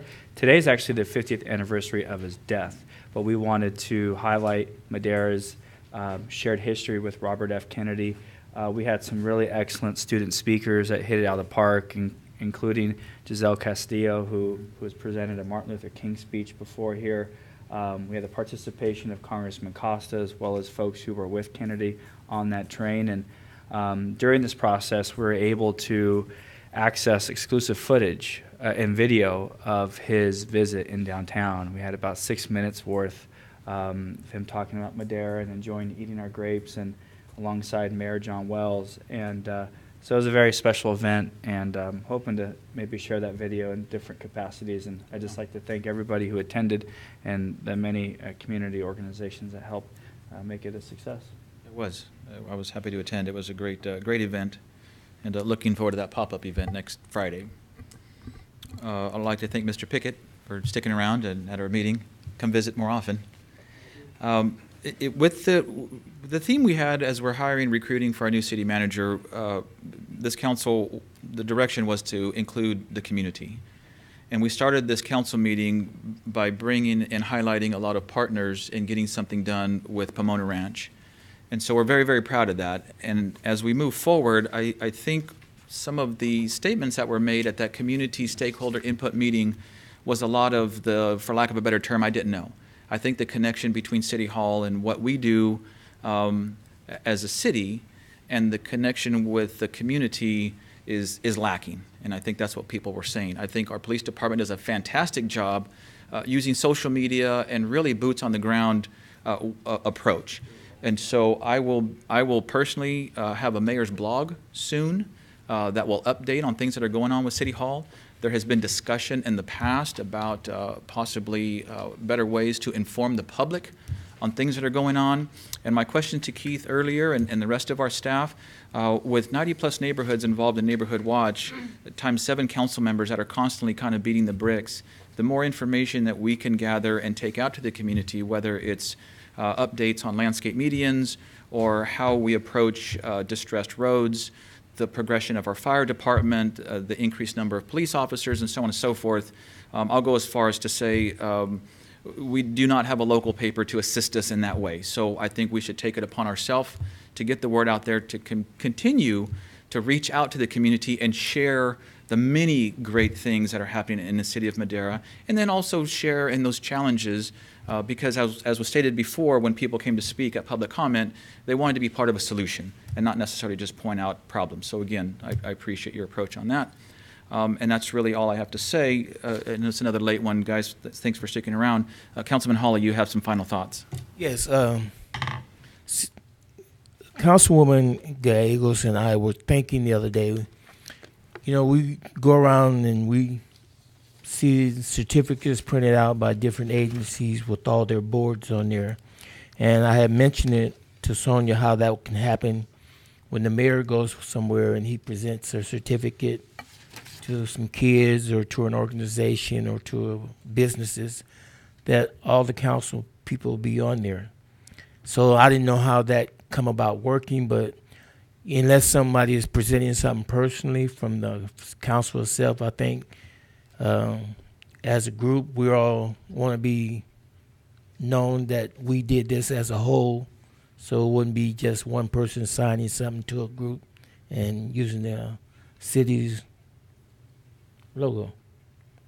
Yeah, good point, Councilman Hawley, and we stress that because Mayor Medillin mentioned yesterday that we attended the ASB Madera High, Madera South, passing the gavel, and we're all busy in our lives doing all that we can do in our professions, and then council, and then we didn't know who was going to attend and who was not, and my email for the city of Madera had gotten blocked because I had gotten too many emails, so I wasn't getting email in, and I hadn't realized that this event was taking place till the Friday before of Monday. And so when I contacted Sonia Monday morning in a panic going, who's going? I don't know who's going. We probably need certificates. My name was on the certificate, but I had a hard time when my fellow council members were standing next to me and my name was only the one on the certificate. I felt that we all needed to be on there. And that's when I was talking to Councilman Hawley that, I apologize that my name's the only one on there, but we were all here representing the city, that if we had a generic or template that you could do different certificates with that had each council member's name and signature, that we could reproduce it if whoever attends, that we are all being represented and it's not just that one person signature on it. Makes it a little bit more special. So I do apologize that I was the only one on there that night. And through the chair, staff can kind of look at the nuances of maybe how other agencies deal with something like that and see if there's a workable means to get around that. And I can get you a copy of Madera Unified, how they do it. Board of Supervisors too. Yeah, Board of Supervisors one too. All right. Thank you. But our own flavor, of course. Yes. We don't copy anybody. Oh, no, yes, no. Yeah. Maybe what not to do. We'll look at the Yes. others. Yeah, yeah. We're Madera proud. Madera proud. There Right. you go. Hashtag Madera proud. Anything else from council? Thank you very much. Thank you all for sticking around. Announcement. I was gonna stay, Mr. Mayor. Yes, announcement, closed session. Yeah, I had just asked for They're that. moving. They're moving. Yeah, no, we're not leaving yet. Mr. Richardson. Where you going? Where you going? Where you going? Ready, Mayor? Please go right ahead. Got quorum. I can go? You can go. All right. And just FYI on the closed session items, staff pulled item G2. It wasn't ready to go. So the council will adjourn to two items, the first being conference with real property negotiators pursuant to Government Code Section 54956.8, and the property and the parties are listed. The second item is conference with labor negotiators pursuant to Government Code Section 54957.6, and the parties and representatives are as listed there. Thank you.